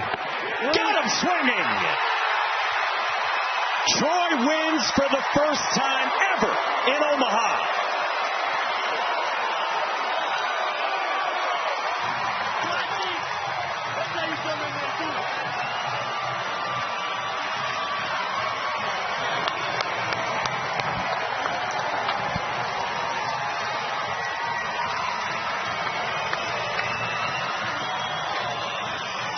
That's what you call a big-time comeback win right there by Troy. And we knew it was in the tank for him. And we said even when Ole Miss got up, that this game was not even close to being over. And, boy, Troy just poured it on. And, again, I'm going to go back to Noah Thigpen. He came in and really slowed that Ole Miss offense down. He goes 5+, gives up 2 runs. And how about Ole Miss, man? A tip of the cap to Ole Miss. Nobody gave them a chance of getting here. And all they did was just run on the road. They go through the Lincoln Regional, the Auburn Super Regional, and they find themselves in Omaha. Does Ole Miss for the 7th time in program history, but it was not their year. Mike Bianco does another wonderful job. Blake Cavell is with Taylor. Thank you. You guys are one of the last teams into this tournament, and now you're the first team to knock someone else out of Omaha. What makes this group special? Everything, man. Head 1 to 33, the coaches, we all just love each other, man. Every day we're with each other, we hang out. It's a bond like no other, man. We keep competing, we keep fighting, and we love playing with our backs against the wall. You guys were down 4 going into the 5th. What were the conversations in the dugout as to how to get back into this game? You said the 5th or the 4th? Going into the 5th. In the 5th, we realized we had 5 innings left, is probably what we thought. And then, we came back, and it's truly an incredible day. 7 runs in the last 2 innings, you can't dream about it. What happened on the home run celebration? One of them decided to body check me, and it really didn't work out in my favor. Noah Thigpen, how did he completely change the dynamic of this game? Noah Thigpen's been incredible. In the last 2 months, ever since he came into the bullpen for us, he's been astronomical, He's pumping 95 in the 5th inning. After Hayden and Tommy did their job, Thigpen came in, and really he's the reason we won. All right, so I think you have a chance now to redeem yourself with the celebration. What's your go-to? The gritty again. I'm going to straight back to it. Okay, I can't wait for that. Mike, you? Let's see if he picks it up. No. Yeah, come on. Yeah, you have to. You promised. Yes. Fell. Do it again. Oh, my. No, I can't.